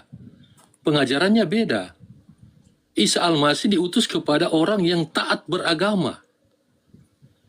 Nah, turun sampai kepada Rasul Paulus itu bukan, itu orang yang taat beragama. Jadi pelajaran situ itu beda. Itu yang bedanya Bang. Jadi kalau kita memahami kenapa itu roh mengatakan bahwa Yesus itu terkutuk, karena pelajaran beda. Ini Bang, boleh Bang? Boleh. Iya. Dapat bahwa Nabi Muhammad diutus kepada bangsa jahiliyah, sementara Isa Al-Masih diutus kepada orang yang beragama, taat beragama. Rasul Paulus juga begitu. Disampaikan kepada orang yang taat beragama. Gitu. Yesus itu di dalam kitab Matius 15 mengatakan, aku diutus kepada domba sesat. Kan gitu. Jadi Yesus datang untuk orang-orang berdosa, bukan untuk orang-orang yang taat beragama. Itu kata Yesus sendiri. Kemudian, ini bukan pola Nabi Muhammad dengan ajarannya, enggak. Tapi polanya adalah kembali ke Yesus. Yang kita cari ini adalah roh kebenaran ini. Roh kebenaran ketika datang mengajarkan memuliakan Yesusnya. Bukan menghinakan Yesus, tapi memuliakan Yesus. Yohanes 6, nomor 12, 13. Apabila roh kebenaran itu datang, Yohanes 16, Di situ dikatakan bahwa apabila roh kebenaran itu datang, maka dia akan memuliakan aku. Selepas Yesus berbicara seperti itu, ada dua pengajaran yang muncul setelahnya, yaitu Kristen dan juga Islam.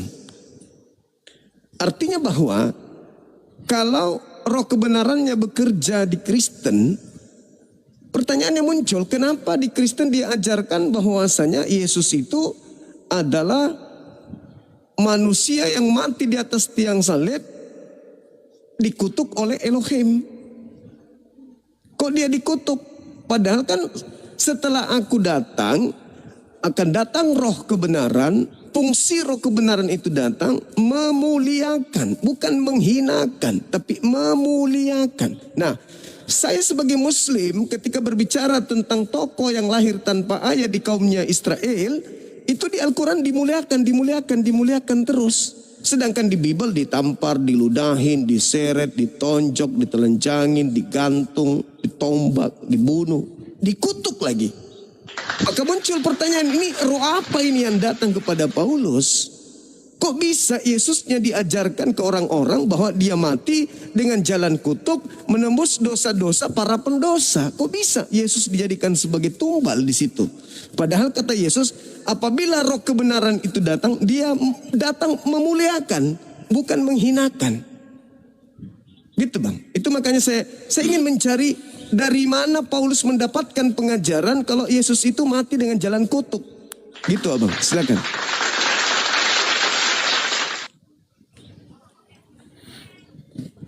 Ini Bang, gimana ya? Tadi kan sudah saya katakan, itu roh yang menyampaikan bahwa Yesus mati dengan kutuk, itu menjelaskan pekerjaan dari Tuhan Yesus. Jadi kenapa dia harus mengalami penderitaan, harus dihina, dipukuli caci, disalib. Itu pekerjaannya itu Bang. Pekerjaan dari Tuhan Yesus. Karena pekerjaannya dia ujungnya itu sampai ke situ. Karena dia memang harus mengalami maut. Dia harus mengalami maut untuk itu. Itu kalau kita baca di Alkitab, Yesus sendiri bilang kepada Petrus ketika Petrus memotong telinga Maltus, Yesus bilang begini, sangkamu aku tidak dapat memanggil sepasukan malaikat untuk membantu aku? Jadi abang lihat di sini, Tuhan Yesus itu bisa memanggil malaikat untuk membantu dia. Tapi itu dia biarkan itu. Dia biarkan itu dialami itu sampai kepada kematian. Dan itu bagian dari kutukan yang dia terima. Itu bagian dari, memang kalau dikatakan kutukan itu kasar. Tapi sebenarnya itu pekerjaan yang dia harus jalani di bumi. Dia sudah tahu dia akan mati. Berapa kali dia sampaikan kepada murid-murid bahwa anak manusia akan diserahkan, akan mati. Itu dia sudah tahu seperti itu. Dan memang kalau kalimat kasarnya itu kutuk. Tapi sebenarnya itu pekerjaannya. Dia tahu dia akan seperti itu. Dan roh kebenaran yang menyampaikan itu bukan untuk menghinakan dia, tapi untuk menjelaskan pekerjaannya. Bahwa pekerjaan Yesus itu di situ. Semenjak dia lahir, kenapa dia harus lahir dalam kehidupannya, dalam pekerjaannya itu. Jadi roh itu bukan untuk tidak memuliakan dia, justru menjelaskan pekerjaan Yesus itu. Oke. Seperti Baik itu. Bang, baik. Ketika Yesus itu mengatakan roh kebenaran itu datang memuliakan aku, lalu kemudian ada dua keadaan. Di Islam, Nabi Isa ketika orang-orang Yahudi yang membuat makar ingin membunuhnya, Nabi Isa diselamatkan, diangkat dia. Diangkat Nabi Isa sehingga dia tidak sempat terhina, tercela, ternista. Maka posisi selanjutnya adalah orang-orang yang mengambil sebuah tindakan untuk melakukan makar terhadap Nabi Isa, itulah yang menggantikan beliau. Sehingga Nabi Isa tetap mulia. Nah, hadirlah Kristen dengan keadaan yang berbeda. Paulus mengajarkan bahwa Yesus disalib, Yesus mati dengan jalan kutuk, bla bla dan seterusnya. Artinya, kalau dari sudut pandang Islam, ada pembelokan keadaan di mana Isa harus mulia selama-lamanya. Tiba-tiba oleh Paulus Yesus harus dihinakan di situ, dikutuk, diludahin, ditampar, bla bla bla dan seterusnya. Muncul kemudian pertanyaan, tidak bisakah kemudian Elohim yang mengutus Yesus itu menyelamatkan Yesus? Dan tidak bisakah Elohim menggantikan Yesus di atas salib? Sehingga orang-orang yang membenci Yesus mendapatkan hukuman, yaitu menjadikan kemudian korban yang mereka salib sendiri menjadi junjungan mereka. Karena kau melakukan makar terhadap nabiku yang kukasihi, silakan lu tanggung resikonya, siapa suruh. Maka dijadikanlah orang yang mereka salib itu sebagai junjungan bagi mereka. Dan itu jelas ada di khotbah Petrus. Khotbah Petrus kita baca di dalam Kisah Para Rasul 2 nomor 29, 30, 31, 32, 33, endingnya di 36. Petrus berkata apa? Nabi Daud makamnya masih ada di tengah-tengah kita. Dialah yang telah menubuatkan tentang bangkitnya seorang Mesias yang jasadnya tidak mengalami kematian, jasadnya tidak ditinggal kubur, akan tetapi tangan kanan Elohim mengangkatnya ke atas, ke langit. Nomor 36-nya, jadi seluruh orang Israel harus tahu bahwa Yesus yang telah kau salibkan itu telah dijadikan menjadi Tuhan dan Kristus bagi kamu yang menyalibkan. Nah, jadi kalau hari ini saudara kami Kristen menganggap yang disalib itu adalah Yesus anak Maria, saya rasa harus diluruskan dulu. Karena yang disalib ini adalah orang yang dikutuk oleh Elohim. Sedangkan Yesus bukanlah orang yang dikutuk oleh Elohim. Makanya Paulus mengambil data Ulangan 21 nomor 22, 23. Jika di antaramu ada seorang yang melakukan dosa yang sepadan dengan hukuman mati, lalu seseorang itu kau gantung dia, jangan kau biarkan mayatnya semalam-malaman. Sebab orang yang digantung terkutuk oleh Elohim, jangan sampai mayatnya menyentuh tanah yang diwariskan Elohim kepadamu. Nah, masakan itu Yesus, mayatnya aja najis, haram menyentuh tanah Yerusalem. Masa itu Yesus? Bukankah itu adalah orang pendosa yang menggantikan posisi Yesus yang mulia ini? Apakah kemudian Tuhan tidak mampu menyelamatkan beliau? Sedangkan Bapa tadi mengatakan, bukankah aku mampu? Apakah kamu kira aku tidak mampu mendatangkan malaikat-malaikat? Kalau begitu, Tuhan jauh lebih mampu menyelamatkan Yesus dari ancaman pembunuhan. Nah, kalau itu terjadi, Abang, Yesus diselamatkan, berarti yang disalib yang menggantikan pantas dia diludahin, diseret, dan seterusnya. Karena memang sudah sesuai dengan perbuatannya. Silakan. Gini Bang, saya lupa ayat Al-Quran mana, tapi nanti kapan-kapan saya cari. Iya. Supaya ayat Al-Quran itu Isa Al-Masih menyatakan bahwa sampai hari matinya itu ada ayat Al-Quran yang mengatakan bahwa Isa mengaku bahwa dia sampai hari matinya ada di Al-Quran. Jadi dia mati di situ. Surah Maryam itu Bang, silakan. Soal tadi tentang di Perjanjian Lama tentang orang yang mati terkutuk. Orang yang mati terkutuk, yang digantung terkutuk, itu orang yang melakukan dosa di Perjanjian Lama. Tapi Yesus di Perjanjian Baru itu mati dikutuk tergantung itu, dia tidak melakukan dosa. Itu beda. Beda orang yang mati digantung terkutuk karena dosa. Karena dia melakukan pelanggaran sampai dia mati, itu di Perjanjian Lama. Tapi bedanya dengan Yesus, dia tidak melakukan dosa. Tapi dia mati secara terkutuk seperti itu. Itu beda Bang. Oke. Boleh? Ya. Jadi kalau Anda membahas Al-Quran, surah Maryam ayat 33, wassalamu alayya yawma wulid wa yawma amut wa yawma ub'atsu hayya. Jadi itu tidak ada hubungannya dengan penyaliban. Itu Nabi Isa. Itu nggak ada hubungannya dengan penyaliban, Bang. Itu semua yang dialami oleh manusia. Lahir, setelah lahir mati, setelah mati dibangkitkan hidup kembali. Jadi itu tidak ada hubungannya dengan penyaliban. Berarti- Ya, semua manusia akan mengalami 3 fase itu. Yesus pada saat bayi, beliau berdoa seperti itu di depan orang-orang Yahudi yang telah memfitnah dia sebagai anak zina. Nah, kemudian kembali kepada yang tadi abang saya mengatakan bahwa Yesus tidak seperti di dalam perjanjian lama Ulangan 21. Tapi sayangnya Paulusnya yang mengarahkan ke situ. Galatia 3:13, sebab ada tertulis, terkutuklah orang yang digantung di atas tiang salib. Berarti Paulus yang mengarahkan ke Ulangan.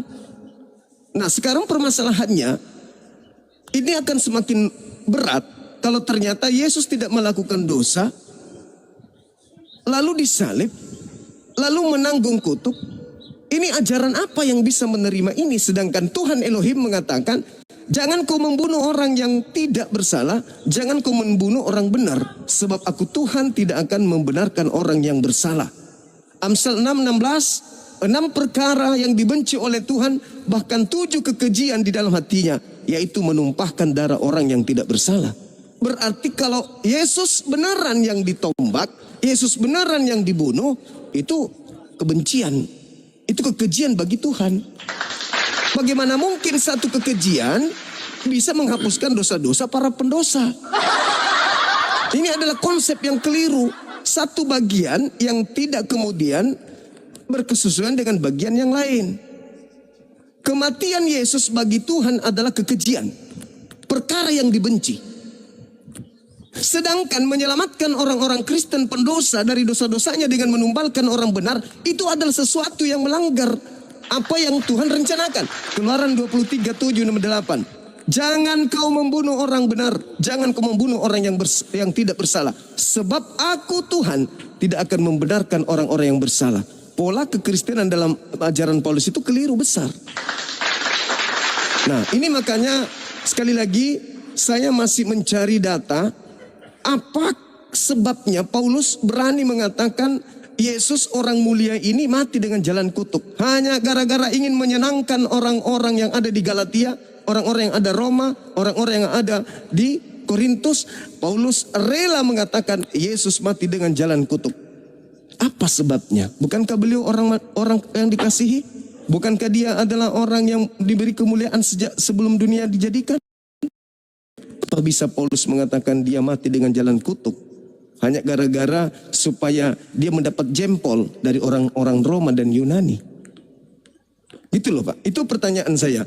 Dari mana Paulus mendapatkan pola bahwa Yesus orang benar itu dikutuk hanya untuk menyelamatkan orang-orang Romawi dan Yunani? Silakan. Oke. Gini Bang. Al-Quran menyatakan bahwa Isa Al-Masih itu tidak ada dusta. Dia orang yang jujur. Nah, pernyataan dalam surat Al-Maidah itu, Isa Al-Masih mengatakan bahwa dia hidup sampai mati dan bangkit. Kan kalimatnya seperti itu. Di situ ada mati Bang. Itu perkataan dari Isa Al-Masih. Kalau dia tidak mati, berarti perkataannya dusta. Ya kan? Nabi Isa Kalau dia yang mati. sementara dia, iya, Nabi Isa kan menyatakan bahwa dia akan hidup, mati dan dibangkitkan. Ya. Tapi kalau dia tidak mati, berarti perkataan Nabi Isa itu dusta. Oke.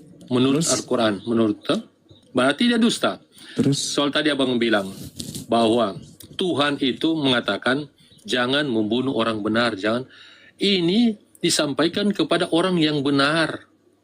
Orang yang mengikuti perintah Tuhan itu adalah orang yang benar. Yesus itu mati di tangan orang yang salah. Orang yang tidak mengikuti perintah Tuhan. Beda Bang. Kan kalau Tuhan katakan jangan membunuh orang benar. Iya. Manusia yang menurut, dia tidak akan melakukan itu. Tapi yang dialami oleh Tuhan Yesus kepada orang yang salah. Orang yang tidak menuruti Tuhan. Jadi Yesus mati di tangan orang yang salah, bukan di tangan orang yang benar. Boleh Bang? Oke. Yang pertama. Jadi, Oke, yang pertama ketika saudara saya ini mengambil Al-Quran surah Maryam ayat 33. Di situ dikatakan, semoga diberkati pada saat aku dilahirkan, pada saat aku dimatikan, pada saat aku dibangkitkan kembali. Itu tidak ada hubungannya dengan penyaliban. Kalau berbicara mengenai penyaliban, itu ada di Al-Quran surah Ali Imran ayat 55. Pada saat orang-orang Yahudi ingin menyalib Yesus, apa kata Allah? Inni mutawaffik, sesungguhnya aku mengambilmu, wa rafi'uka ilayya wa mutahhiruka minal ladina kafaru. Aku mengambilmu, aku mengangkatmu dan membersihkanmu dari orang-orang kafir. Diangkat Nabi Isa. Nah, kapan dia mati sesuai dengan surah Maryam? Nanti ketika dia turun kedua kalinya, barulah mati dia di situ. Di akhir zaman Nabi Isa akan turun. As-Sukruf ayat 61. Begitu dia turun, terjadi kiamat. Yesus mati, Isa mati. Setelah mati, dia dibangkitkan bersama dengan manusia yang lain. Itu yang dimaksud ayat itu. Jadi ayat itu tidak berbicara tentang penyaliban. Yang berbicara tentang penyaliban itu surah Ali Imran ayat 55 dan seterusnya. Ini mutawaffik. Ketika engkau terancam ingin disalib, aku mengangkatmu. Ah, itu satu. Yang kedua, terkait dengan Yesus disalib oleh orang jahat, bukan oleh orang benar. Berarti kalau keselamatan orang Kristen tergantung pada penyaliban, berarti orang jahat ini berjasa kepada orang Kristen. Karena perilaku jahat mereka lah sehingga orang Kristen dosa-dosanya ditebus. Ini tidak nyambung. Sama sekali tidak nyambung. Dengan kata lain, ketika iblis merasuki Yudas, ketika imam kepala mahkamah agama melakukan tipu muslihat, kesaksian palsu, rupa-rupanya perbuatan-perbuatan keji mereka ini berhasil. Sehingga Yesus mati, akibatnya Kristen diselamatkan dari dosa-dosa. Berarti tipu muslihat, saksi palsu, iblis yang menjadi pahlawannya orang Kristen, bukan Yesus. Yesus cuma tumbal. Yesus tidak bisa mati sendiri, bunuh diri, nggak bisa. Harus ada yang membunuhnya supaya Kristen bisa selamat. Maka para pembunuh Yesus ini adalah orang-orang berjasa alias pahlawan. Orang jahatlah yang menghadiahkan keselamatan kepada Kristen. Tuhan tidak, karena Tuhan melarang, jangan kau bunuh. Dia orang benar, tidak boleh kau bunuh. Keluaran 23 nomor 7, nomor 8. Jangan kau bunuh, dia orang benar. Kapan kau bunuh? Itu adalah kekejian di dalam hatiku. Ternyata iblis tetap aja membunuhnya. Atau yang dibunuh adalah penggantinya, Yesusnya diselamatkan. Karena orang jahat pingin kali kemudian membunuh orang benar, maka Tuhan membuat tipu daya bagi mereka. Dibunuhlah orang itu, lalu dijadikanlah dia sebagai sembahan junjungan. Sebagaimana yang Petrus katakan dalam Kisah para Rasul 2 nomor 36. Jadi seluruh orang Israel harus tahu bahwa Kristus yang kau salibkan itu telah dijadikan menjadi Tuhan dan Kristus bagimu. Padahal anak Maria itu sudah Kristus dari sejak lahir. Lukas 2:11. Pada hari ini telah lahir bagimu Kristus Tuhan di kota Daud. Manusia yang diurapi Tuhan di kota Daud. Itu dari lahir dia sudah Kristus. Yesus yang kau salibkan ini telah dijadikan menjadi Kristus.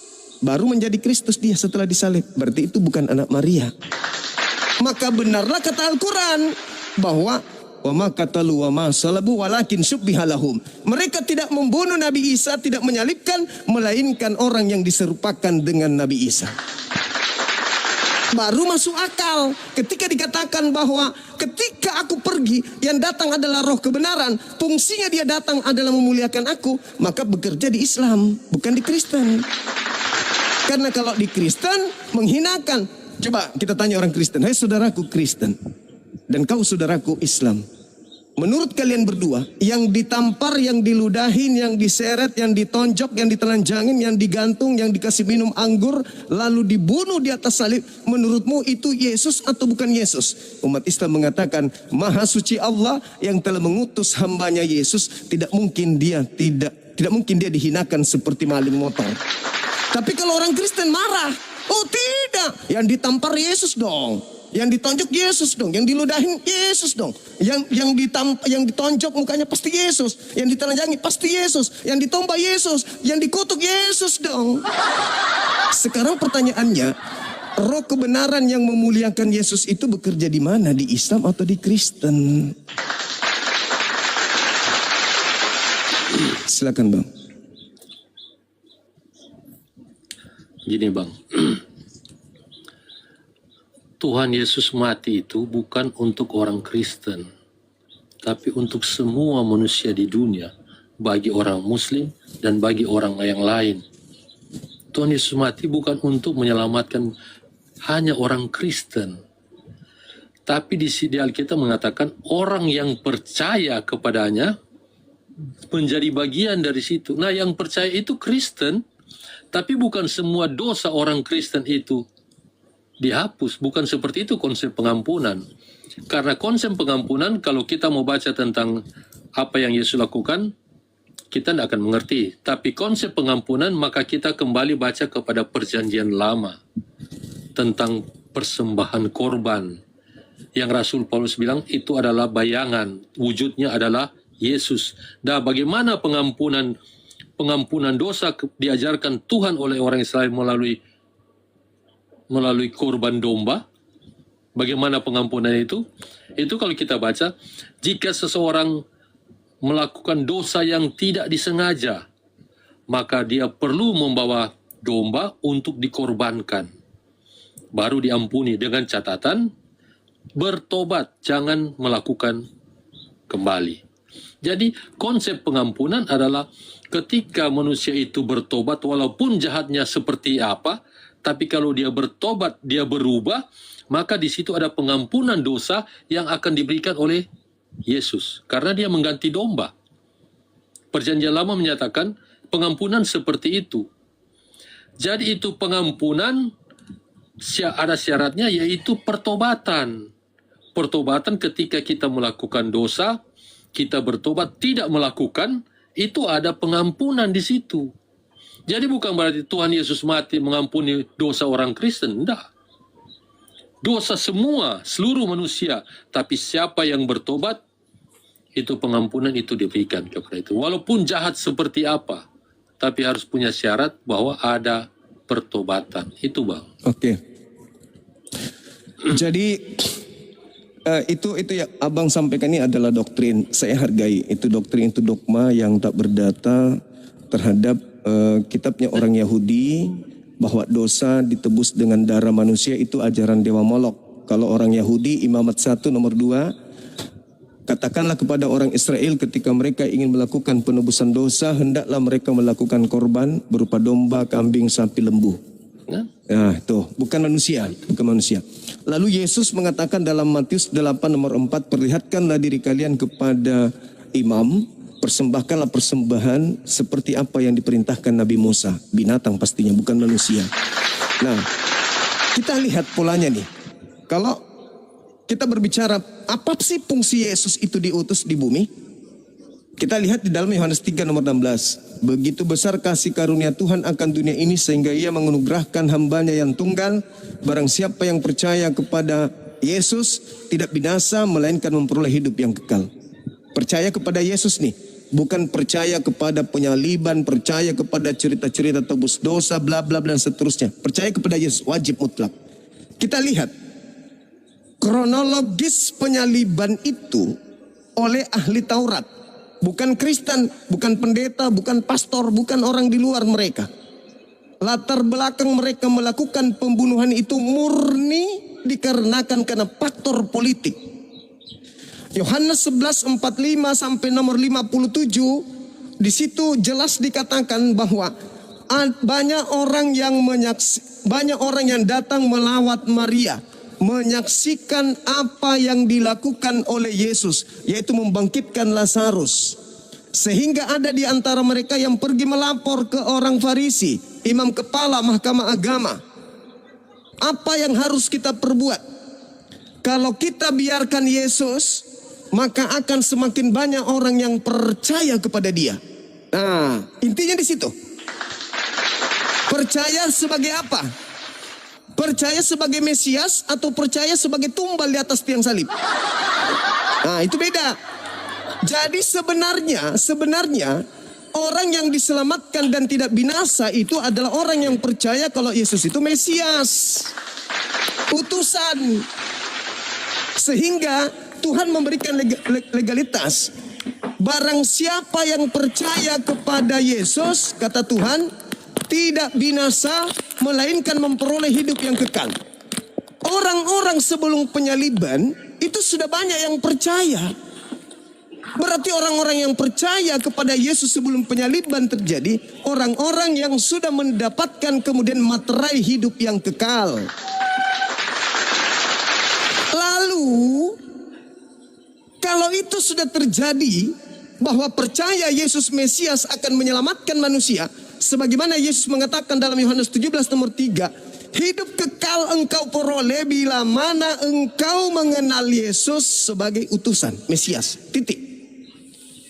Harusnya kalau Tuhan ingin menyelamatkan dunia, maka Tuhan harus mengajarkan kepada seluruh manusia di bumi bahwa Yesus itu adalah Mesias yang diutus untuk Bani Israel. Titik. Kenapa? Karena kedatangan Yesus, kasih karunia Tuhan akan dunia, mengutus anaknya supaya barang siapa yang percaya tidak binasa, yang melainkan hidup yang kekal. Nah, Yesus datang mengajarkan apa? Percaya kalau aku adalah utusan Tuhan. Dengan percaya aku adalah utusan Tuhan, maka engkau akan memperoleh hidup yang kekal. Selesai. Lalu kenapa harus ada embel-embel mati di atas salib? Sementara Anda mengatakan tadi dosa dunia, tapi caranya bertaubat. Terus apa fungsinya salib kalau masih bertaubat? Cukup orang datang kepada Tuhan bertaubat, sudah selesai. 2 Tawarik 14:7. Jika hambaku mencari aku, kembali kepadaku, meninggalkan dosa-dosanya, meninggalkan kesalahan-kesalahannya, maka aku Tuhan akan mengampuninya dari langit. Kenapa harus ada penyaliban? Sementara sudah banyak orang percaya.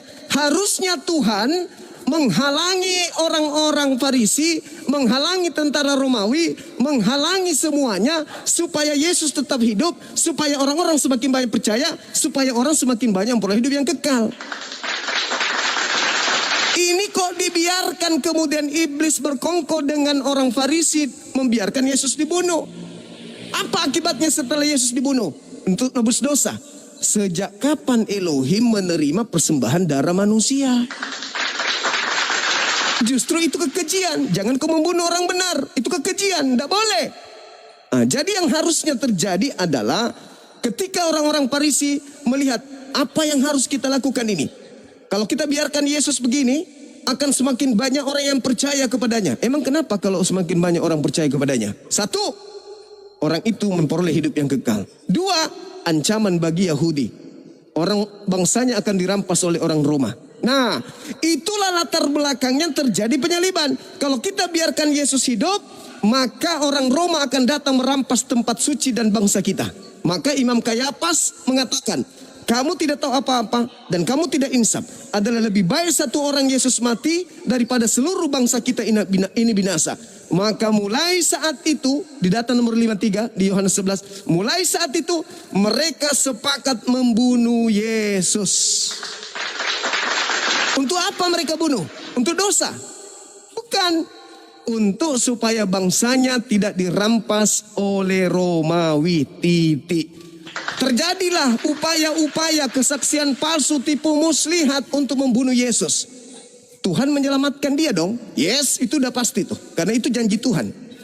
Lalu kemudian orang-orang ini menyalib yang menggantikan Yesus. 10 tahun, 20 tahun, 30 tahun, 40 tahun kemudian, 50 tahun kemudian muncul Paulus. Muncul Paulus merubah konsep. Apa kata Paulus? Dengan matinya Yesus di atas tiang salib, dia telah membebaskan kita dari kutuk hukum Taurat.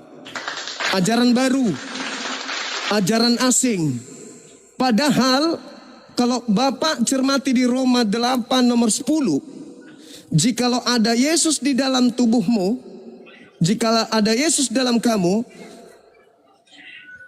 kamu memang harus mati di dalam dosa.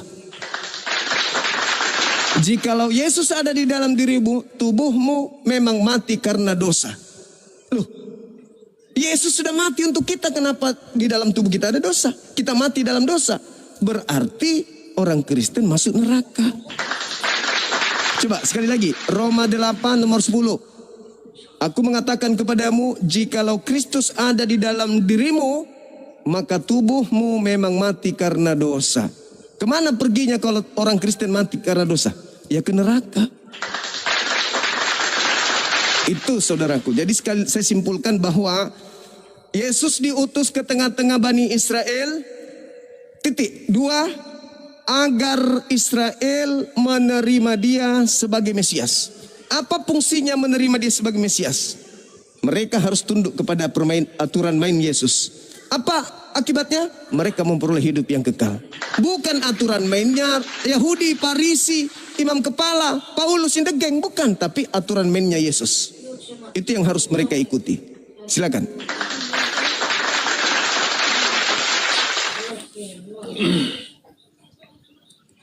Gini Bang, menurut Yohanes 3:16, karena begitu besar kasih Allah akan dunia ini, sehingga ia telah mengaruniakan anak yang tunggal, supaya setiap orang yang percaya kepadanya tidak binasa. Kalau dikatakan percaya, itu percaya banyak subnya itu. Di zaman Tuhan Yesus itu, percaya dia sebagai apa? Mesias. Kan seperti itu.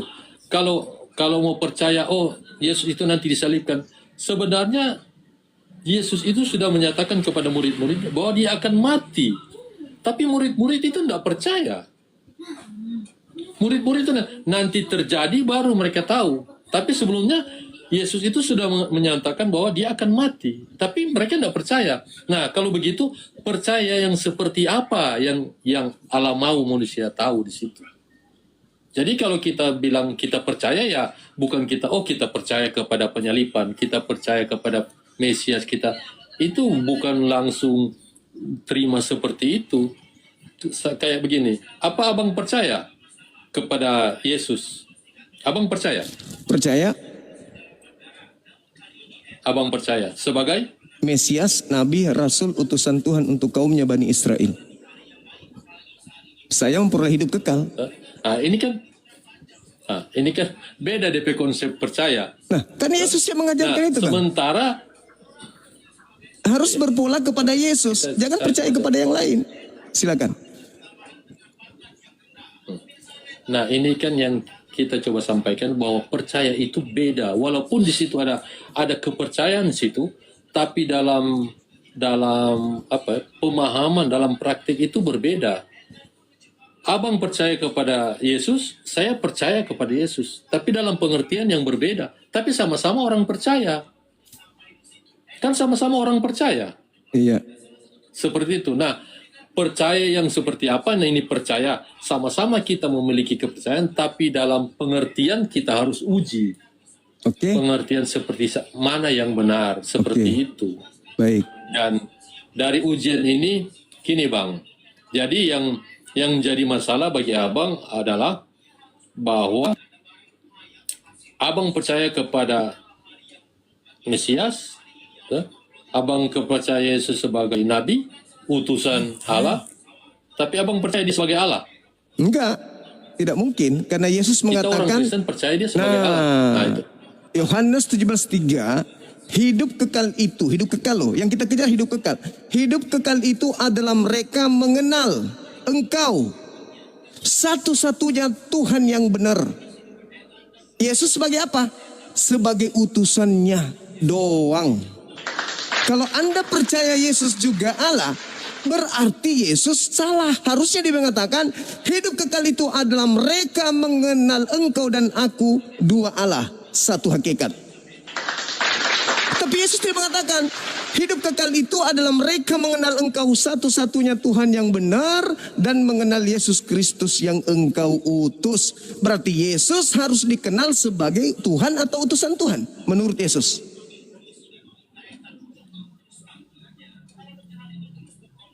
Gimana Bang? Memang seperti itu, Bang. Seperti itu maksudnya Yesus, menurut Yesus hidup kekal kita peroleh dengan cara mengenal Yesus sebagai utusan Tuhan atau sebagai Tuhan menurut Yesus. Begini Bang, mari kita coba kita lihat apa yang Al-Quran sampaikan. Iya, silakan. Mari kita lihat apa yang Al-Quran sampaikan. Tapi abang tahu pasti dia terdapat di mana, di kitab apa. Tapi kalimatnya begini. Maka kami berfirman kepada para malaikat, sujudlah kamu kepada Adam. Tapi iblis tidak mau sujud. Iya. Kan di situ menyatakan kami berfirman kepada para malaikat. Kalau begitu, kami itu Allah itu ada berapa? Coba Bang. Iya. Menurut Al-Quran, kami itu Allah itu ada berapa? Iya, baik. Jadi Al-Quran itu tidak bisa dimaknai pakai bahasa Indonesia. Al-Quran itu harus dimaknai bahasa Arab. Jadi kami itu bentuk kemuliaan. Bukan jamak di sana, tapi bentuk kemuliaan. Sama seperti kita sudah masuk ke Indonesia juga rasa bahasa itu. Kenapa saya katakan masuk ke Indonesia rasa bahasa itu? Saya terkadang pimpin apel pagi, saya mengatakan kami akan ke Jakarta besok. Padahal kami di situ saya sendiri. Bukan ada siapa-siapa. Nah, orang Arab itu sebelum Nabi Muhammad datang, mereka adalah penyembah berhala-berhala. Mereka banyak sembahan. Lalu kemudian Nabi Muhammad datang mengajarkan bahwa marilah kita menyembah kepada pencipta langit dan bumi. Yang berfirman di dalam Al-Quran, Nahnu nazzalna zikra wa inna lahu lahafizun. Kamilah yang mewahyukan Al-Quran, kami juga yang kemudian menjaga. Kalau orang Arab mengertikan kata kami seperti kita orang Indonesia, maka mereka akan menolak Nabi Muhammad. Loh, katanya Tuhanmu satu, kenapa kau suruh kami menyembah kepada Tuhan yang jamak? Tapi faktanya tidak. Kenapa? Karena orang Arab itu mengerti kata nahnu itu tidak selamanya jamak. Kata nahnu itu terkadang untuk menyatakan kemuliaan. Aku, kami, dia, dan seterusnya. Nah, sama seperti yang ada di dalam kitabnya Yahudi dalam bahasa Ibrani. Besel menu waket matinu. Baiklah kami menciptakan manusia serupa dan segambar kami. Bukan kita, tapi kami. Kalau kita itu berbeda, kita itu sudah pasti jamak. Kami belum tentu jamak. Dan satu hal, ketika Tuhan dalam Al-Quran meminta hambanya menyembah, dia tidak pernah mengatakan sembahlah kami, tapi selalu mengatakan sembahlah aku. Tidak pernah mengatakan kata kami.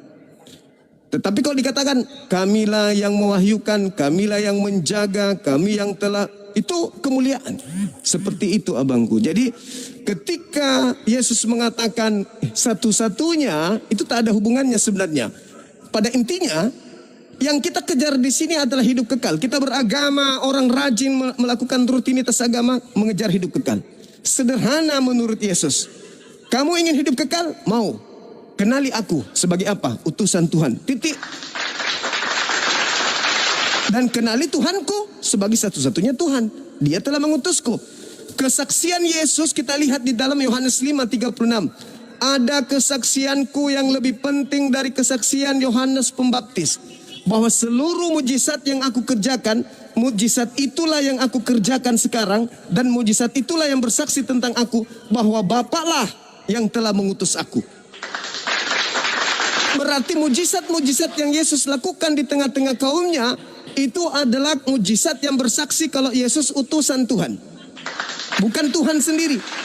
Kenapa dia menjadi Tuhan?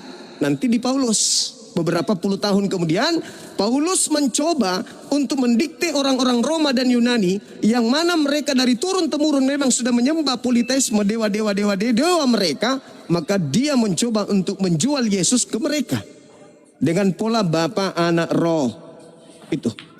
Makanya orang-orang Roma Yunani seketika memeluk ajaran Paulus.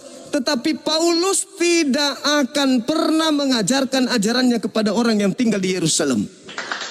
Karena Paulus tahu kalau bangsanya yaitu bangsa Israel tidak mungkin mau menerima 3 Tuhan, 1 hakikat, itu nggak mungkin. Itu hanya bisa diterima orang India, orang Mesir, orang Yunani, orang Roma. Kalau orang Yahudi tidak mungkin. Karena mereka diajarkan Shema Israel, Adonai Eloheinu, Adonai Ahad.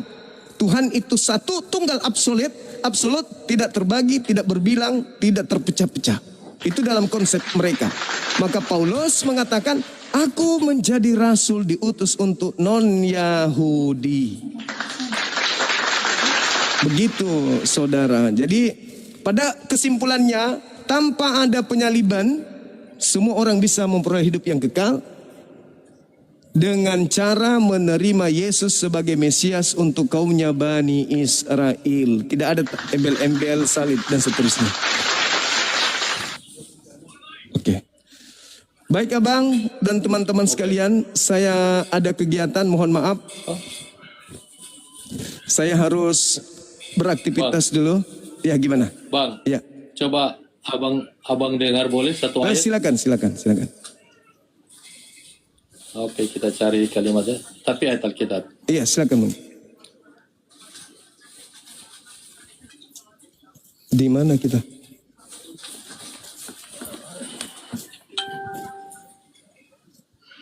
Kita baca bang. Siap.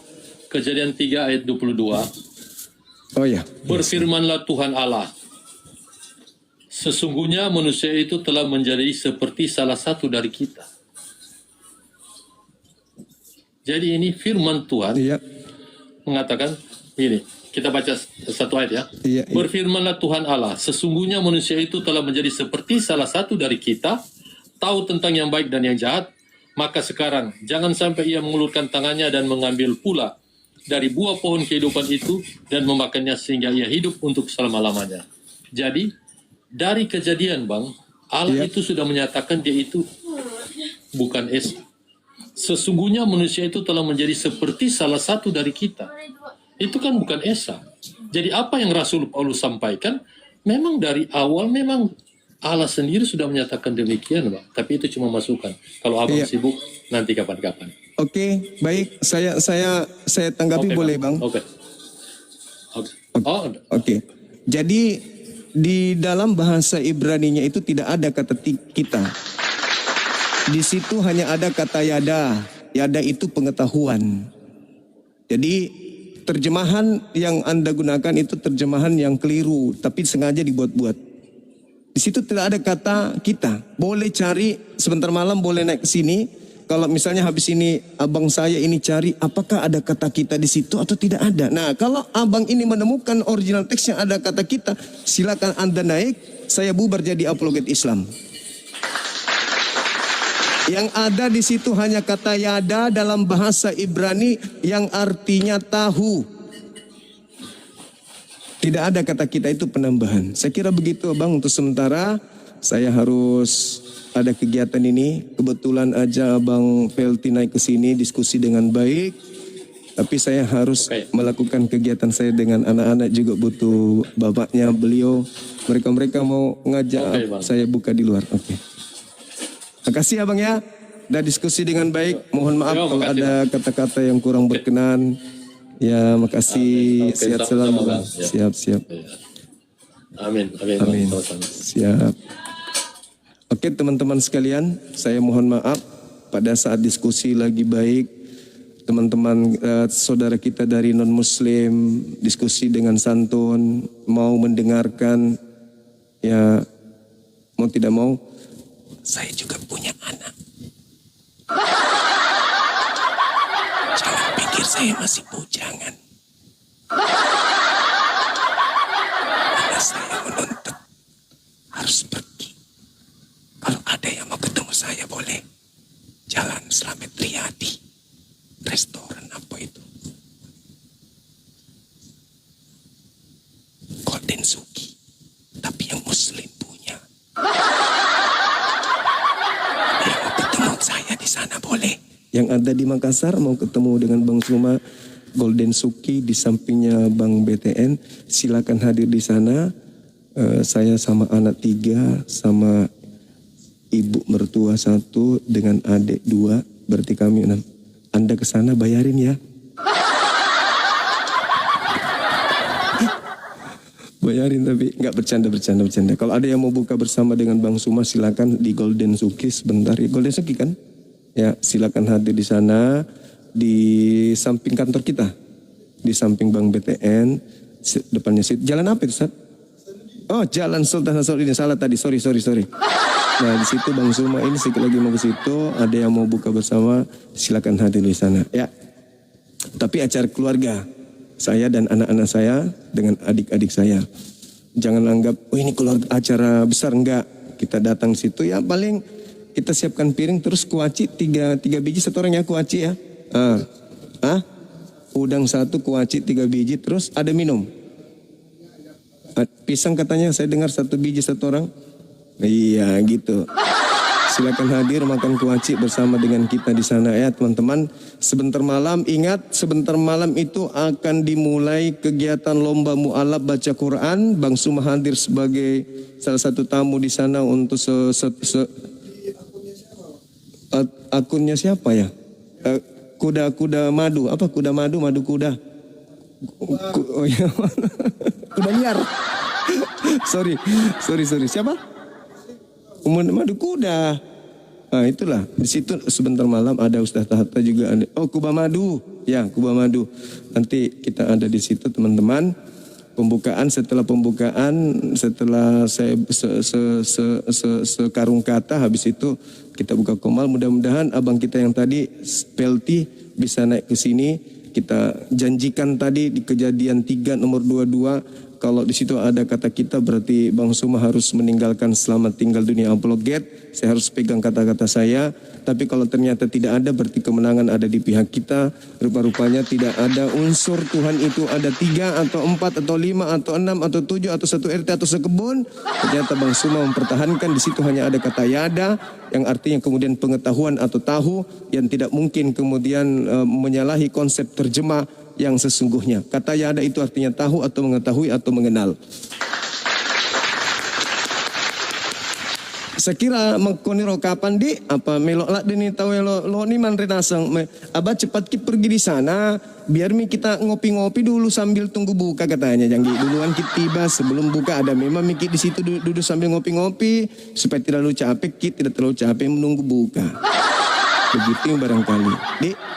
Jadi kalau mau datang juga foto-foto kah atau apakah di situ atau mau ke kasir juga boleh Ji. Kalau mau ke kasir juga boleh. Maksudnya aku kasih dompet ke toh baru kita yang ke kasir. Bisa tunggu. Terakhir tolong di follow akun kita ini, akun Bang Suma 01 supaya semakin kuat, semakin hari kita bisa semakin meluas misi penyampaiannya, lintas dakwanya, lintas agamanya kan gitu. Kita berharap setelah puasa semakin banyak orang yang tercerahkan dengan materi-materi kita.